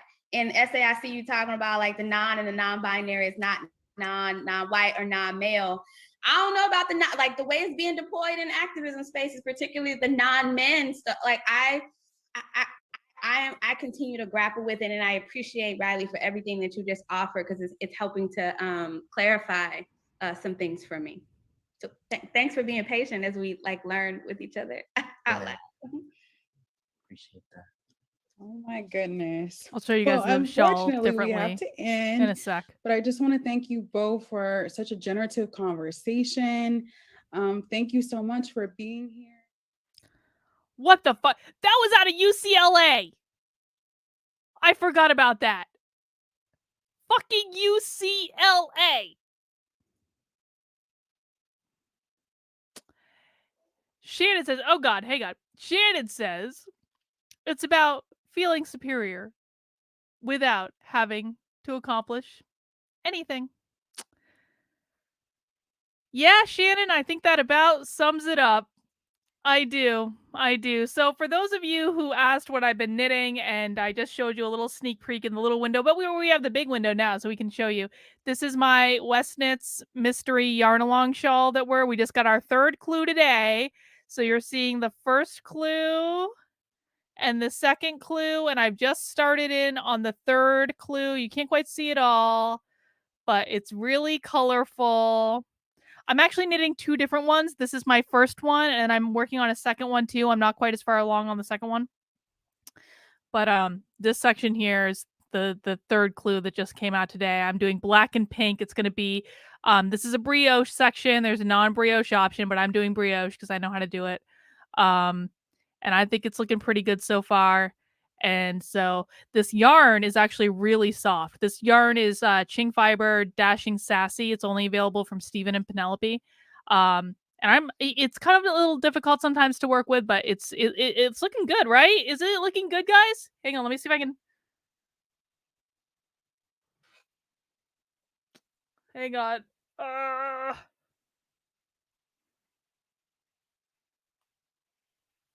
It's looking pretty good, huh? So that's all oh God, I spit down on my teeth. Weird. That's all we have for today, guys. I don't know if I'm gonna finish this creme brulee beer. It's really sweet. But thank you for spending some time with us. So coming up on Monday, I'm gonna be having a state rep in New Hampshire who is running for Congress in CD1 in New Hampshire. His name is Tim Baxter. And we're going to be talking to him about what he believes. He's a cool dude. One of the reasons I wanted to bring Tim on the channel is not just to I believe in him. There are a couple candidates in this race I like CD1 in New Hampshire is Chris Pappas' district. It's a stacked race. There are a lot of people in it. There are a couple candidates that I like. I like Julian as well. He's a good dude, but I wanted to bring Tim on the channel because I wanted to have you guys meet kind of like an average Republican state rep in New Hampshire. So you can see that they are a little bit different. And I mean that in actually a really good way. So I'm going to have Tim on the channel on Monday. How many the other plans other than the usual streams so far for next week? Maybe some stuff will come up. But of course I will let you guys know. And again, please make sure if you enjoyed today's stream, of course, you can join my locals for free, kb.locals.com. It's ticking across on the bottom of the screen. But if you really want to support the work I do, please consider becoming a member on my locals, a supporter. It will unlock all the features. You're going to get access to 2 Zoom calls every single week. I spend 6 hours on Zoom with my locals members every single week across 2 different Zoom calls. We do them on Tuesdays. We do them on Thursdays. And you can join in the conversation. I assure you it's not just me talking the whole time. It's actually much less of me talking than you're going to see on my channel because I want to hear from you guys and I want to be able to have conversations about what's going on. And you can talk about whatever you want to talk about, get support from the group, get encouragement, get reinforcement. It's a really positive environment. So if you haven't joined locals yet, please consider joining locals. As a member, you're also going to get book club. You're going to get debate club. You're going to get crafting bitches. We do knitting and crafting in my locals. We do all sorts of awesome stuff. So kb.locals.com. You can become a supporter for $5 a month, or you can give more if you like. You can become an annual member at $50 a year, which gives you 2 months for free. You can make one-time gifts as well. I so value all my locals members. You guys are awesome. You keep me sane. Many of you are in the chat right now. I'm so appreciative and so thankful for all of you because it helps keep me independent. It helps me to do the work that I'm doing.